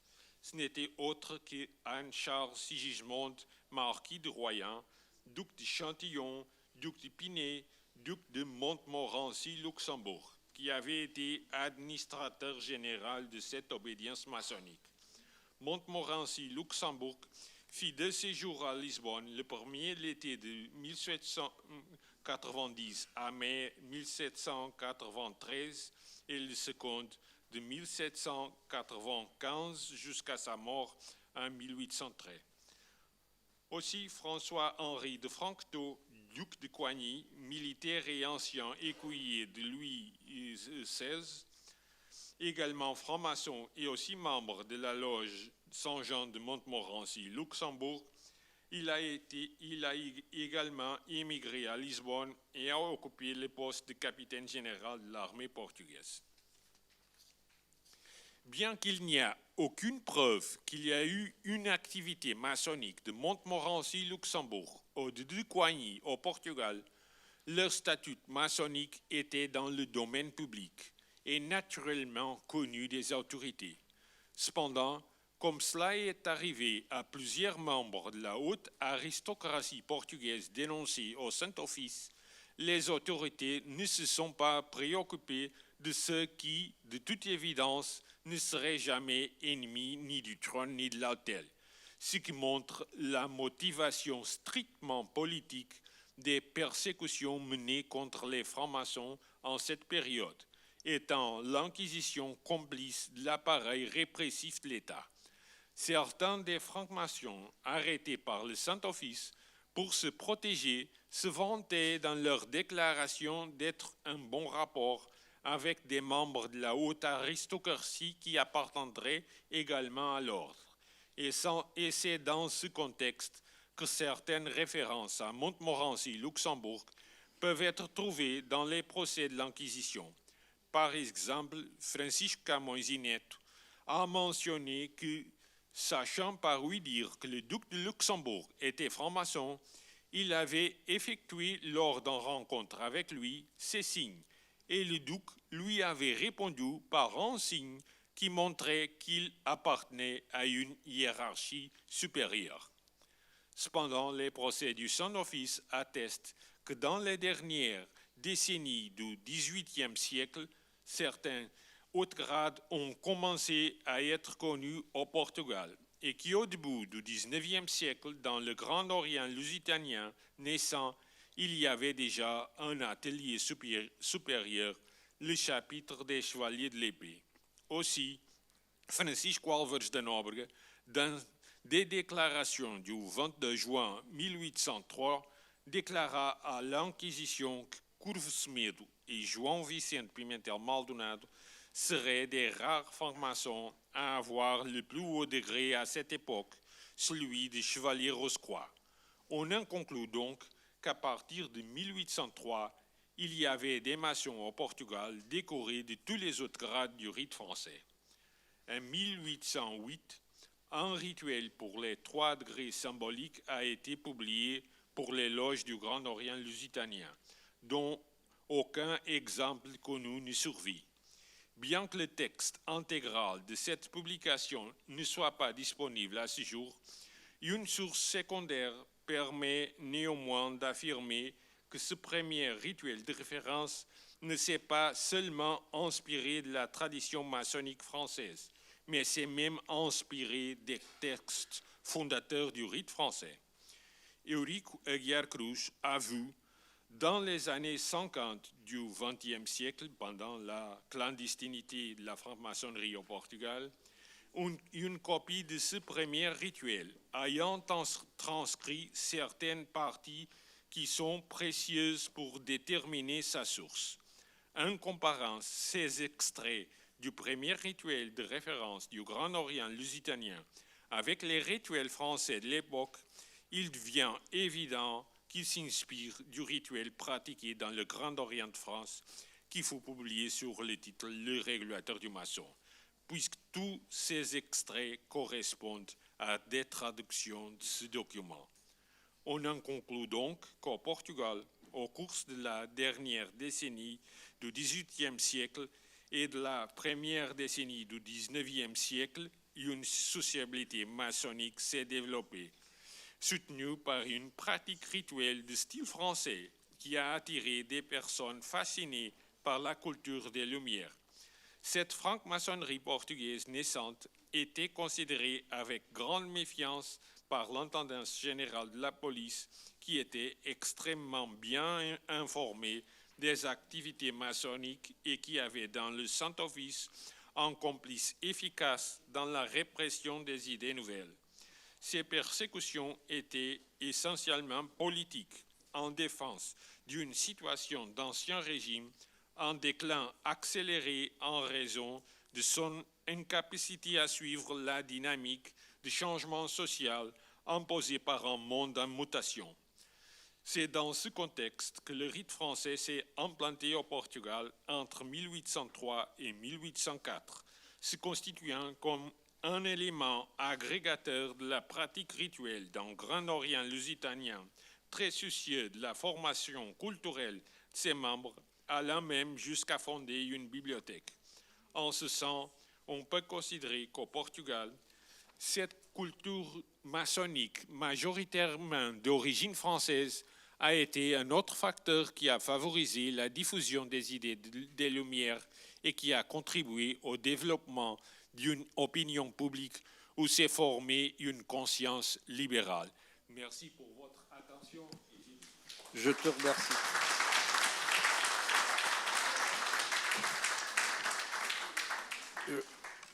Mon très cher frère Joachim, meu querido irmão Joachim, merci pour ces propos. Je ne vais pas faire aucune sorte de commentaire, non pas que j'en ai pas envie, mais parce que nous prenons du retard et tu as été formidable dans la tenue de ton exposé. Et j'appelle donc, si tu veux bien venir à côté de moi, pour tout à l'heure, au moment de la discussion, nous puissions discuter comme il est prévu.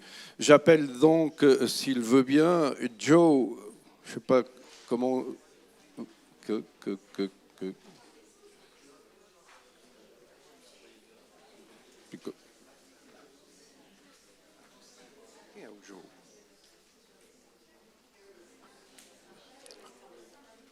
Please.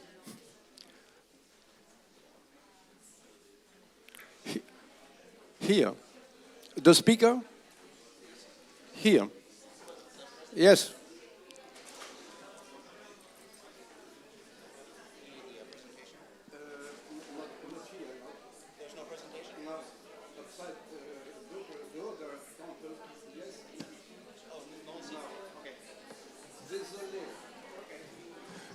Je laisse donc prendre place notre orateur suivant. Il me pardonnera que je parle en français. Je compte sur la traduction de dire ce que j'aurais peut-être mal dit en anglais. Donc, Monsieur Joe Wedges. Oh, thank you. Joe Wedges va nous parler du calme avant la tempête. Alors, je pense que c'est passionnant. De calme before the storm, de French Rite à Saint-Domingue. Donc le rite français à Saint-Domingue, et nous sommes là aussi dans la séquence des Lumières. Vous disposez donc, vous pouvez prendre la parole. OK. Très bien. Je vais donc faire une présentation. Il s'agit d'un extrait d'une petite présentation que je vais faire en guise d'introduction de mon travail. Plus fort? OK, très bien. Je peux parler plus fort si vous voulez, dit l'orateur. Très bien. Donc, c'est le calme avant la tempête, le rite français à Saint-Domingue. Dans l'obscurité du temps se cache une énigme. D'où vient exactement le rituel de l'artisanat du rite écossais et pourquoi a-t-il été créé? Les réponses à ces questions ne peuvent être trouvées dans les pages des rituels eux-mêmes. Elles doivent être placées dans le contexte historique. Afin de répondre pleinement à ces questions, on est cependant confronté à un obstacle massif et immédiat. Les sources indiquent une origine fin 18e siècle à Saint-Domingue, mais en raison de la nature extrêmement violente de la Révolution haïtienne, il ne reste rien ou presque d'entière à 1804. La majorité des documents coloniaux laissés à Saint-Domingue sont perdus dans le temps, mais des sources externes restent éparpillées sur le globe. Est-ce que vous pouvez parler plus lentement, dit l'interprète. Alors, ces données peuvent être ramassées afin d'avoir une meilleure idée des histoires grâce aux métadonnées pour chaque loge qui a des matériaux disponibles. En rassemblant ces données, non seulement nous pouvons voir l'arrivée de la franc-maçonnerie sur l'île, son essor et son déclin, mais pour la toute première fois, nous pouvons voir précisément le cycle de vie complet, ainsi que les réseaux maçonniques d'Étienne Morin, élu parfait, et de l'ordre de sublime prince du royal secret. Il est surprenant de constater que non seulement il y fut une figure maçonnique fondatrice, mais que les systèmes auxquels il donna naissance créent une identité nationale si fortement ancrée que la Grande Loge de France n'y prit pas pied. Ce n'est qu'après sa mort que le Grand Orient de France réussit à faire passer l'île sous son contrôle. Ses aspirations souveraines étaient un avant-goût des choses à venir. Les premières loges, 1740-1749.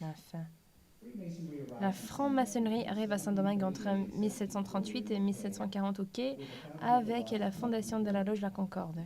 Cette histoire est relatée environ 30 ans après les fêtes et il est probablement un récit de seconde main. Heureusement, on remarque qu'il a été établi par des maçons anglais de la Jamaïque Une recherche dans les archives anglaises révèle que la seule loge active à cette époque était la St. John's Lodge, appelée plus tard le Mother Lodge à Kingston, fondée le 14 avril 1739 par la première grande loge d'Angleterre.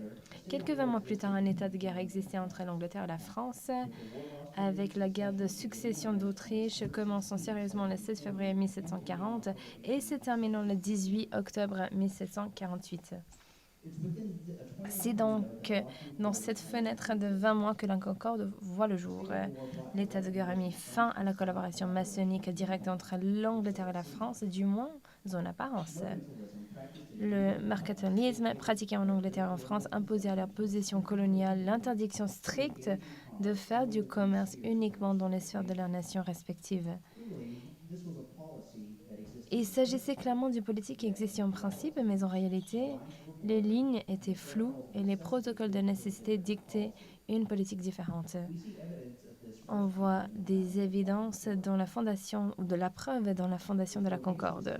Son emplacement est la clé de la relation avec la Concorde et Kingston.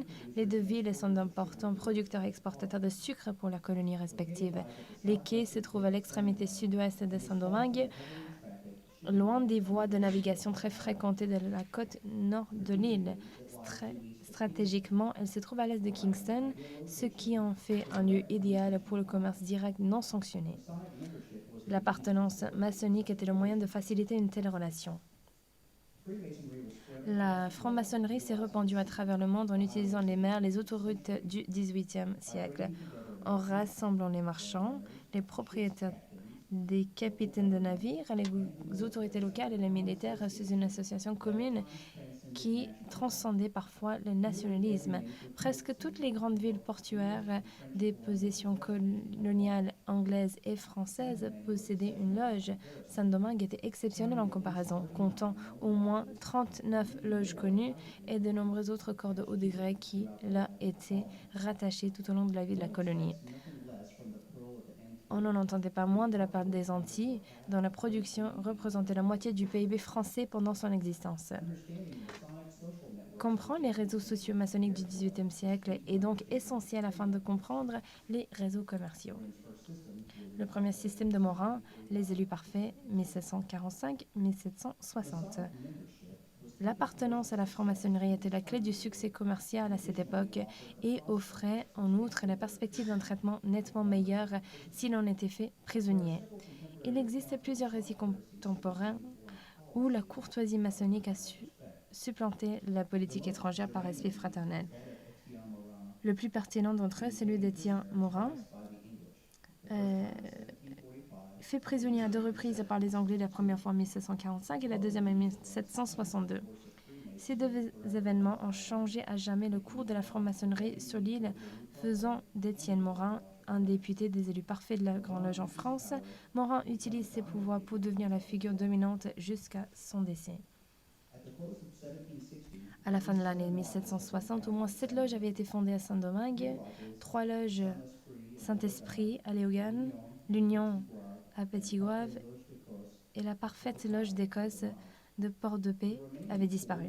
Les 4 loges restantes, la Concorde de Quai, avec ses corps de haut degré, la loge parfaite écossaise, Saint-Jean de Jérusalem écossaise, et sa loge symbolique, la parfaite harmonie de Cap français, ainsi que la Concorde de Saint-Marc, étaient toutes unies comme membres du système des élus parfaits, et toutes sous l'influence directe d'Étienne Morin.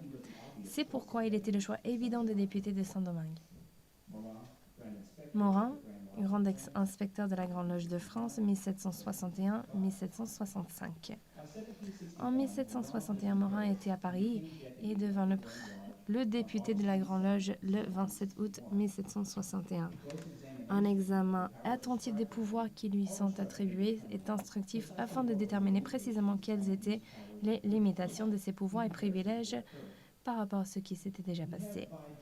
Nous avons, par consentement général, constitué et institué, et par ces présentes constitutions, nous instituons et donnons le plein et entier pouvoir au frère Stéphane Morin, dont la signature est en marche des présentes, de former et d'établir une loge, de recevoir et de multiplier l'ordre royal des francs-maçons dans tous les degrés parfaits et sublimes, de veiller à ce que les statuts et règlements de la grande et souveraine loge générale ou particulière soient maintenus et observés, de ne jamais y admettre que des faits véritables et légitimes de la maçonnerie sublime, régler et gouverner tous les membres qui composent la dite loge qu'il pourra établir dans les 4 coins du monde où il arrivera ou pourra rester, sous le titre de loge de Saint-Jean et appelé la parfaite harmonie, lui donnant pouvoir de choisir tel officier pour l'aider à gouverner sa loge comme il le jugera, à propos lesquels nous ordonnons et enjoignons de lui obéir et de le respecter. Ordonnons et commandons à tous les maîtres de loge réguliers, de quelque dignité qu'ils soient, jetés sur la surface de la terre et des mers, prions et enjoignons-les au nom de l'ordre royal et ayant la présence de notre très illustre grand maître, de reconnaître comme tel, et nous reconnaissons nos très chers frères Stéphane Morin comme respectable maître de la loge de la parfaite harmonie, et le députons comme notre grand inspecteur dans toutes les parties du Nouveau Monde, afin de faire respecter nos lois en général, et par ses présentes constitutions, notre très cher frère Stéphane Morin, notre grand maître inspecteur, l'autorise et lui donne le pouvoir d'établir dans toutes les parties du monde une maçonnerie parfaite et sublime. À la fin de l'année 1765, Morin est en Jamaïque. Il a en grande partie rempli sa mission initiale et de nouvelles loges sont créées. Le résultat est que son influence a été diluée par l'expansion du nombre de loges. Il y a maintenant 11 loges sur l'île. 4 d'entre elles, les Frères Réunis, ok, merci, ça va mieux maintenant, dit l'orateur. La Concorde à Saint-Marc, la Parfaite Harmonie à Port-au-Prince et Parfaite Union, également à Port-au-Prince, sont alignés avec Morin. Il avait, de manière temporaire, échoué dans le nord de l'île et les loges qui s'y trouvaient étaient alignées sur la plus ancienne Saint-Jean de Jérusalem écossaise qui fonctionnait encore sous sa constitution d'élu parfait.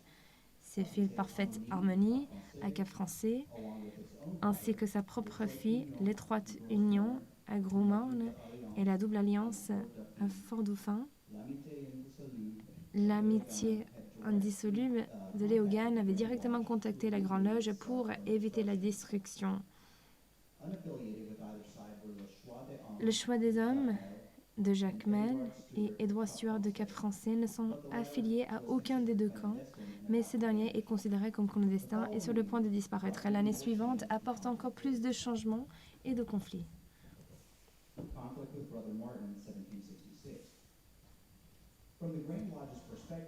Du point de vue des grandes loges, Morin avait réussi à gagner des loges, mais n'avait pas encore réalisé sa conquête de l'île. Mais ce qui est plus gênant, c'est qu'il avait des preuves directes de sa propre main qu'il revendiquait aussi le pouvoir des députés de la Grande Loge d'Angleterre. Il prétend également avoir l'autorité exclusive sur les degrés, grand maître parfait, maçon sublime, chevalier de l'Est et prince maçonnique.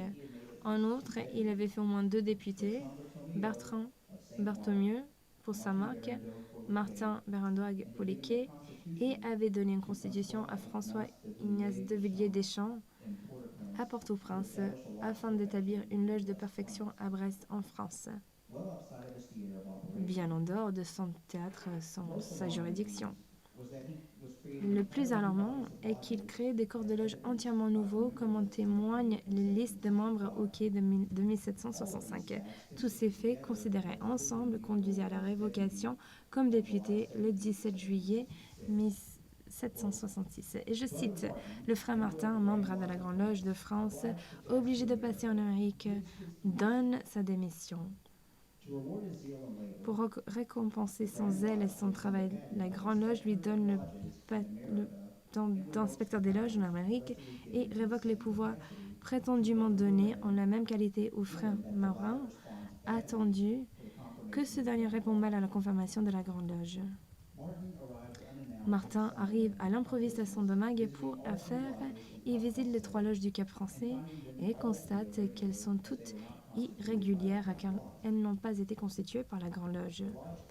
La loge Edward Stuart est reconstituée sous le nom de la Vérité en 1767 à l'orée des loges de l'île, car sa constitution originelle était sous Charles Edward Stuart.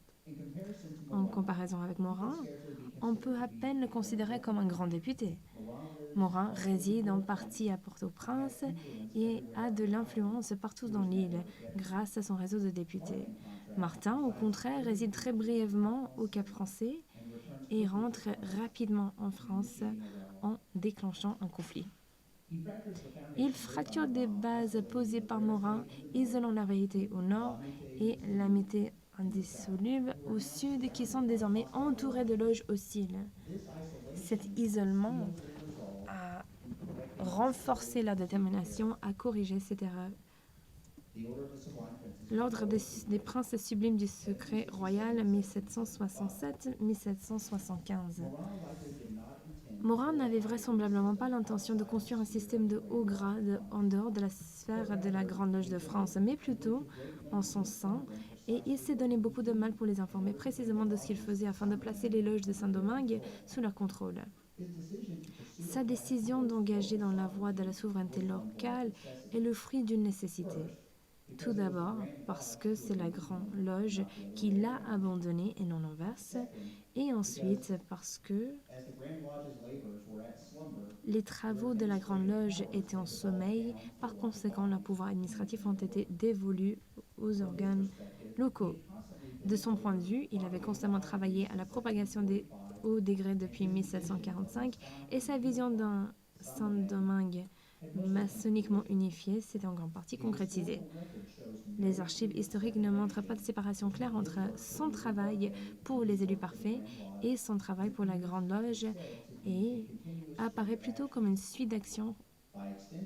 Par extension, ces actions s'inscrivent dans la continuité de sa tâche initiale, diffuser les hauts degrés en général de la maçonnerie écossaise en particulier, bien que sous des formes légèrement améliorées par rapport aux originaux. De plus, il semble créer un système unificateur qui unit les maçons français et anglais. Et en mars 1765, Morin est avec Franken à Kingston et en décembre, Franken sera à New York afin d'assister au baptême de Johanna Law avec sa future épouse. Entre ces 2 mois, ils élaborent un plan d'action pour utiliser les pouvoirs anglais de Morin et établir une branche du même système dans les colonies anglaises. Lorsque Franken part pour New York, il a probablement fait copier un baptême adjoint d'après celui de Morin, a commandé un nouveau sceau et un contre-sceau pour son utilisation dans l'ordre du royal secret et voyage avec une copie fraîchement traduite d'au moins le degré de grand élu de maître parfait et sublime. Sa mission était d'établir une loge de perfection à New York, ce qu'il fit le 20 décembre 1767 et retourna précipitamment en Jamaïque en avril 1769. Afin d'éviter la prison pour dette, Franken avait fui New York avec sa femme qui était enceinte et ses effets personnels furent vendus aux enchères, apparaissant dans le journal local comme un gentleman en fuite pour ses dettes. Morin meurt en 1771 et en l'absence de la fondateur, l'ordre continue à se développer. Saint Jean de Jérusalem écossaise crée la loge Fond des Nègres, les Frères choisis, le 10 mai 1773. Cette loge tiendra jusqu'au 11 novembre 1783 avant de s'affilier à la Grande Loge provinciale. Les hauts degrés travaillés par cette loge sont conservés dans les archives de la Grande Loge de Suède et le cahier relié contient 2 séries de rituels utilisés dans la loge avec 2 degrés identiques. Le deuxième ensemble semble être les rituels de l'ordre du royal secret en usage au moment de la fondation de la loge en 1773. La première série semble être une version retravaillée de la seconde, réalisée peu de temps après l'affiliation de la loge à la Grande Loge provinciale. Il est à noter que ces formes modifiées ont le degré écossais remplacé par des révisions importantes des textes des chevaliers d'Orient et des princes de Jérusalem. On ne trouve nulle part de référence à un souverain conseil et, plus important encore, les privilèges des princes de Jérusalem ne figurent pas dans les dernières versions. La disposition selon laquelle les princes de Jérusalem sont les chefs de la maçonnerie et ils jugent souverainement toutes les affaires qui s'y rapportent et ont le droit d'annuler, de révoquer ou d'annuler tout ce qui est fait en loge était en contradiction avec cette disposition. Ces privilèges, dans le contexte de l'histoire, étaient probablement nécessaires pour affirmer la domination de l'ordre face à la concurrence des loges alignées uniquement sur la grande loge. Ces mêmes pouvoirs ont été codifiés par Franken dans la branche anglaise de l'ordre apparaissant dans le manuscrit de Franken de 1771, article 29 des constitutions de 1762. Bien qu'il ait limité la juridiction des loges symboliques aux loges de perfection et au Conseil des chevaliers de l'Orient. En 1775, la Grande Loge avait commencé à renverser la vapeur. La Grande Loge provinciale, une force de stabilité, 1776-1789. La mort de Morin eut finalement un effet sur l'ordre, car les fondations de toute la structure étaient construites sur ses pouvoirs. Toutefois, ils ne souffrirent nullement d'un manque d'administration et continuèrent à croître et à s'étendre en son absence. Sa disparition ainsi que celle du grand maître de la Grande Loge de France, Louis Condé-Clermont, en 1771, rendirent possible la réconciliation à Saint-Domingue. Louis-Philippe II, duc de Chartres, lui succède comme grand maître et aussitôt la Grande Loge sort de sa torpeur. La naissance du Grand Orient de France en 1773 sur les cendres de l'ancien signifiait un changement de direction. Ceci, ajouté à la part de Morin, conduisait à un adoucissement décoré au désir d'être affilié à la Grande Loge réformée. Le principal moyen d'y parvenir était la fermeture du Conseil des Princes sublimes, siégeant à Port-au-Prince, qui eut lieu en 1774. Et il faudrait attendre 1785 pour que toutes les loges de l'ordre du secret royal soient constituées par le Grand Orient. Le Grand Orient avait réussi à mettre sous son contrôle l'île entière de Saint-Domingue pour un an seulement en 1787, mais son succès fut de courte durée et la carte de sa domination ne cessa de changer sur l'île. La Révolution française débute le 14 juillet 1789 avec la prise de la Bastille, déstabilisant la mère patrie et ses colonies. Cette même année, la maçonnerie antique arrive sur l'île avec la constitution de la réunion des corps franco-américains dans la capitale de Port-au-Prince le 18 septembre par la Grande Loge de Pennsylvanie à l'instance de Pierre Le Barbier du Plessis, la grande secrétaire. Le chaos révolutionnaire 1799. La révolution dont la devise était la liberté, l'égalité et les droits de l'homme, ce n'est creux aux oreilles des esclaves dont la sueur, le sang et les larmes ont fertilisé le sol de l'île. Le premier article de la Déclaration des droits de l'homme stipule que les hommes naissent et demeurent libres, égaux en droit. Ils restaient partout en esclavage, partout, par conséquent. Non pas comme des hommes, mais comme des biens meubles. Rassemblés sous la pluie et dans l'obscurité de bois caïman, le 14 août 1791, les esclaves dirigés par Dutty Boukman se livrent à un rituel vaudou et conclurent un pacte entre eux pour briser leurs chaînes et brûler les plantations. En une semaine, tout le département du nord de la colonie était en flammes. Quelques 4000 Blancs ont été massacrés et plus de 1000 plantations ont été rasées. Les survivants s'organisent en milices et massacrent plus de 15 000 Noirs en représailles, mais ils sont tout simplement dépassés en nombre par 10 contre 1 et repoussés au Cap français. En janvier 1792, plus d'un tiers de la colonie avait été saccagée. La France envoie 6 000 soldats et un nouveau gouverneur, Léger Félicité Santona, pour rétablir l'ordre. Une guerre civile génocidaire avait commencé et ne montrait aucun signe d'arrêt. Nous n'avons aucun moyen de savoir avec certitude si les loges se sont réunies pendant cette période, mais si l'histoire tardive de la Révolution est une indication, elles ont persisté là où c'était possible dans les grandes villes, mais cela dit, il n'y a pas de document maçonnique pour Saint-Domingue de 1789 à 1797. Des milliers de citoyens déplacés embarquent sur des bateaux fuyant vers l'Amérique pour leur sécurité, ayant tout perdu. Les créoles du département du Sud ont invité les Britanniques à venir occuper l'île, croyant qu'ils préservaient l'institution de l'esclavage après son abolition à Saint-Domingue le 29 août 1793. Les propriétaires fonciers se sont sentis trahis par leur propre gouvernement.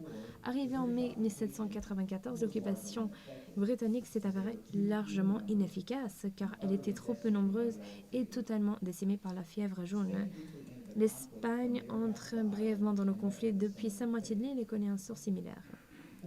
Les forces menées par Toussaint Louverture et André Rigaud ont freiné l'avancée des Britanniques et les ont maintenus largement isolés à Port-au-Prince, ce qui a conduit à leur évacuation en mai 1798 et un accord formel de retrait de toutes les forces britanniques de Saint-Domingue, signé par le colonel Thomas Maitland et Louverture le 31 août de la même année. À la fin de l'année, toutes les forces britanniques s'étaient retirées en Jamaïque, comptant près de 100 000 victimes.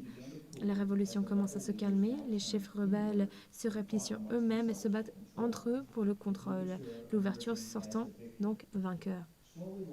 Lentement, les loges commencent à émerger dans cette paix relative, reprenant un fonctionnement normal. Grande Loge de Pennsylvanie, 1801-1804. Comme la réunion de corps franco-américains avait survécu à la Révolution, elle était dans une position unique pour répandre la maçonnerie antique à travers l'île dans les juridictions de l'Ouest et du Sud.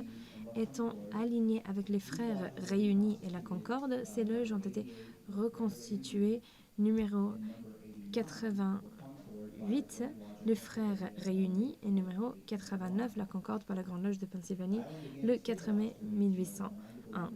L'île commence à se stabiliser sous la direction de l'ouverture et la Grande Loge fonde le numéro 95, la Humilité, à Onsavo le 6 décembre 1802, avant de constituer sa Grande Loge provinciale de Saint-Domingue 3 jours plus tard à Port-au-Prince, le 9 décembre. L'ouverture étend son pouvoir sur toute l'île, conquérant la partie espagnole et abolissant l'esclavage. À son retour, il publie une constitution déclarant l'île souveraine de la France, provoquant la colère de Napoléon, qui envoie le général Leclerc pour réprimer la révolution en 1802.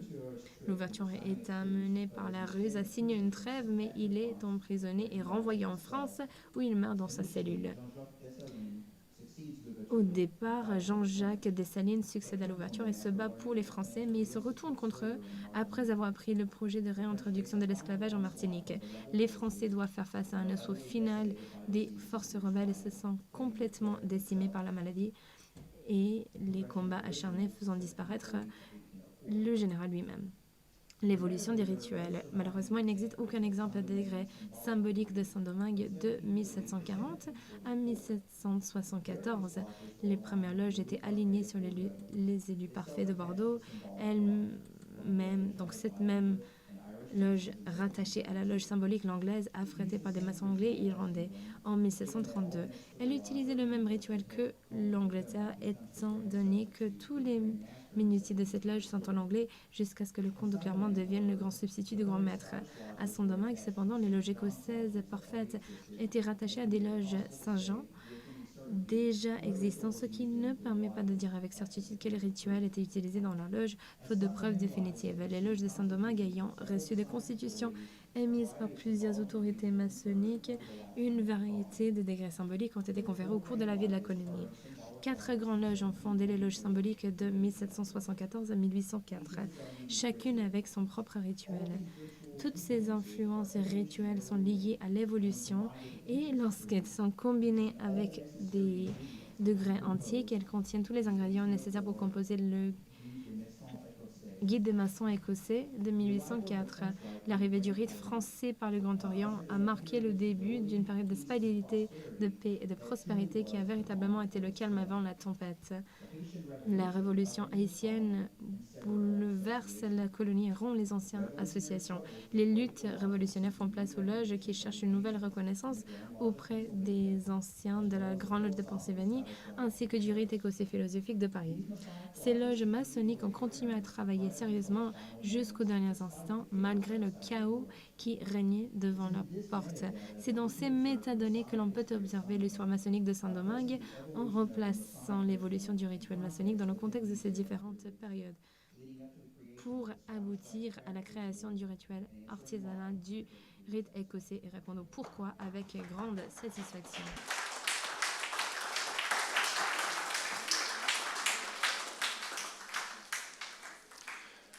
Thank you so much, my dear. Merci beaucoup, cher frère Joe. Joseph. Accepté. Membre de la loge Plan, numéro 768 à Dallas, de la Société des Philalètes et de 3 loges de recherche, celles du Texas, du Michigan et du Missouri. Thank you, sir.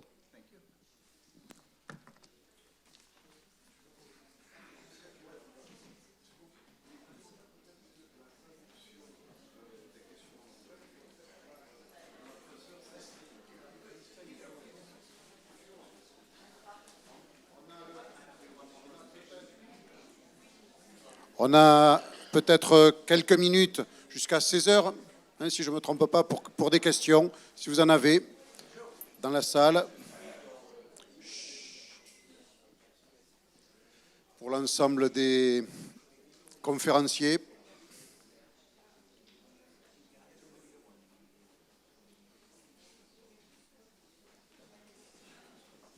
Tu as un micro ?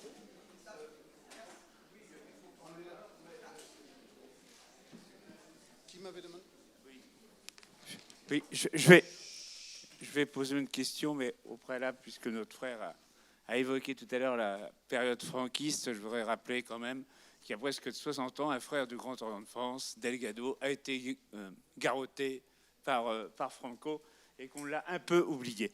La question que je voulais poser, c'est qu'est devenu le Grand Orient espagnol en exil?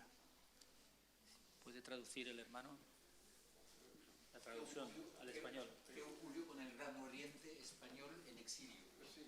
Sí.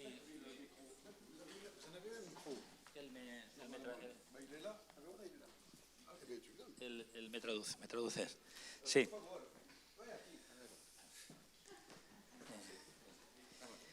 Bien. Sí. Bueno, el Gran Oriente Español en el exilio, ¿en qué época? Porque durante la época de la República Española desapareció completamente, fueron a México, fueron a Marruecos, pero posteriormente desaparecieron. Luego, cuando se reconstituye, bueno. Donc il a disparu pendant la période franquiste, il s'est exilé au Mexique, au Maroc, et il se reconstituye. En América Latina. Luego, cuando se reconstituye con la democracia, que eso es, a partir de la démocratie, il se reconstitue. El Gran Oriente Español sería fruto de otra conferencia por la corrupción que hubo en España cuando se constituyó la masonería en la democracia. Et il tombe dans les scandales de la corruption à l'avènement de la démocratie en Espagne. Merci. Une autre question ? Merci, une toute petite. J'entends souvent que les militaires sont initiés. J'entends souvent ça. Pourquoi les militaires en particulier, très souvent, ils sont initiés? C'est ma curiosité, voilà. Excusez-moi, on vient de me passer, notre frère Rui Lopez vient de me passer le micro. Je dois être spécialiste des militaires, je ne sais pas. En tout cas, ce que je peux dire, c'est qu'à l'origine de la maçonnerie au XVIIIe siècle, bien évidemment, les loges étaient des loges souvent itinérantes et des loges très fréquentées et disséminées par les militaires. Mais la question portait peut-être sur l'état actuel de l'armée et des militaires, sur laquelle je suis complètement incompétente. Non, non, c'était la réponse historique, c'est très... C'était, ah bah oui, oui, oui. Ça, évidemment que c'était les armées et les militaires qui disséminaient la maçonnerie. Et pour la franc-maçonnerie féminine aussi, d'ailleurs, parce que c'était souvent... Merci. Oui, si je peux me permettre, cela est vrai au cours des invasions napoléennes, car auparavant, c'est surtout le petit business des commerçants, notamment anglais, qui diffusent la maçonnerie, y compris en France. Mais il est vrai, les troupes napoléennes comportaient un nombre important de grands officiers, de hauts officiers militaires maçons de cette maison Grand Orient, à ce moment-là déjà de France. Nous avons une autre question. Ce ne sera pas une question, c'est simplement pour ajouter sur le rituel que nous avons des banquets. Nous avons encore un rituel très militaire. Nous le savons, quand nous faisons des toasts, par exemple, ben oui, nous crions, bon alors, que dit-on, enfin, si cela me revient bien, nous avons comment dire, des toasts. Les canons, oui, je recherchais justement. Tous nos rituels, même à la Grande Loge féminine de France, nous avons encore ces toasts, mes sœurs et frères. J'ai dit. Le canon. Merci. Est-ce qu'il y a d'autres questions? Oui.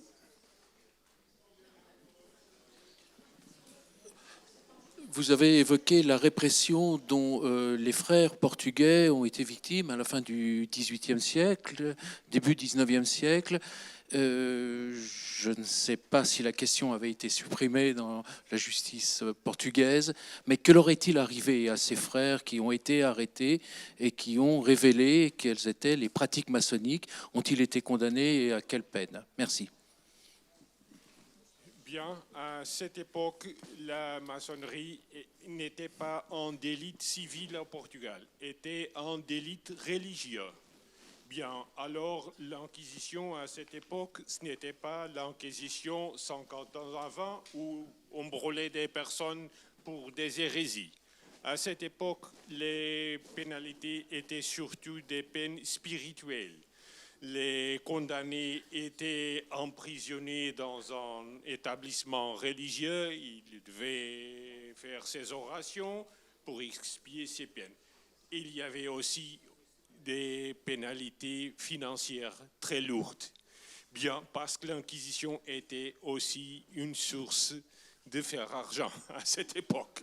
Alors, à cette époque, les pénalités n'étaient pas très sévères. Alors, les francs-maçons confessaient tout, parce qu'ils savaient que rien de très sérieux irait à les suivre.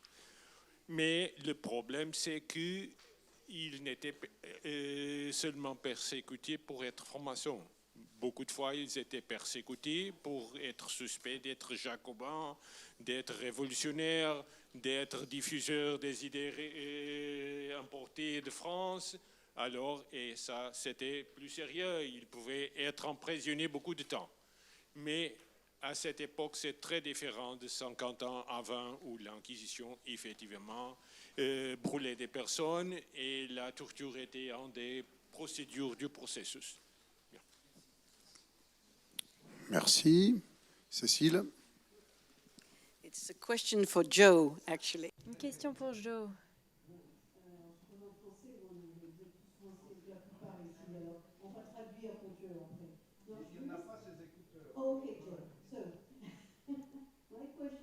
Alors, ma question était sur l'importance du rite écossais à Saint-Domingue, mais aussi du rite français.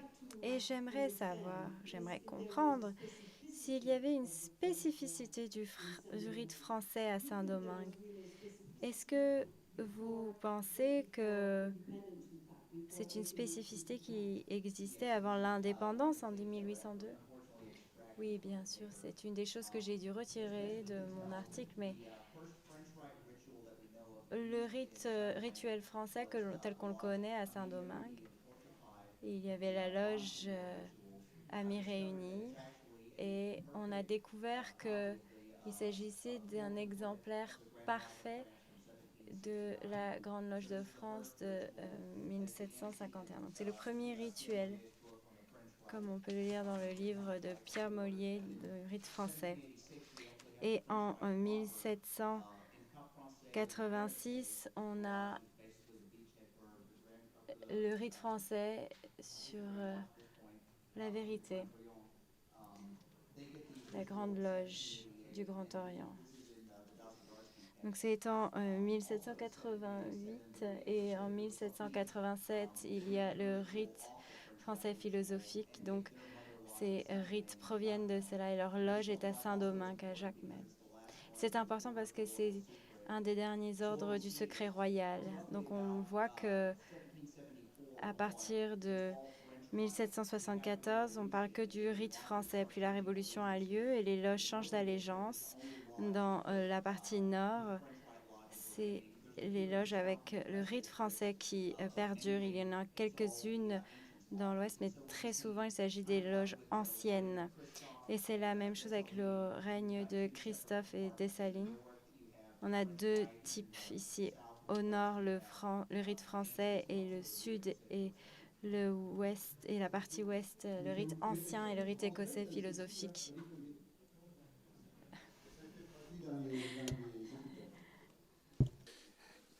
Une autre question? Oui, oui.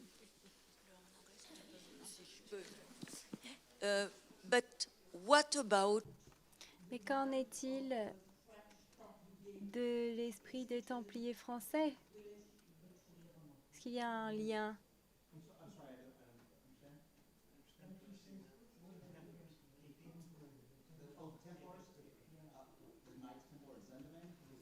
Les Templiers Saint-Domingue, je ne sais pas, non, je n'ai pas de référence pour ça.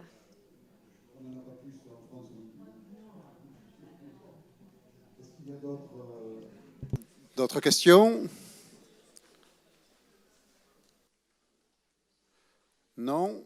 S'il n'y a pas d'autres questions, il nous revient à remercier l'ensemble des conférenciers pour leurs interventions. L'objet de la session était le développement du rite français. Ils y ont chacun répondu à leur façon. On a pu voir des questions spécifiques à des aspects ritueliques, des questions spécifiques à un profond engagement social. Vous pouvez les interroger pendant la pause. Merci aussi à vous toutes et tous de votre participation. On peut les applaudir.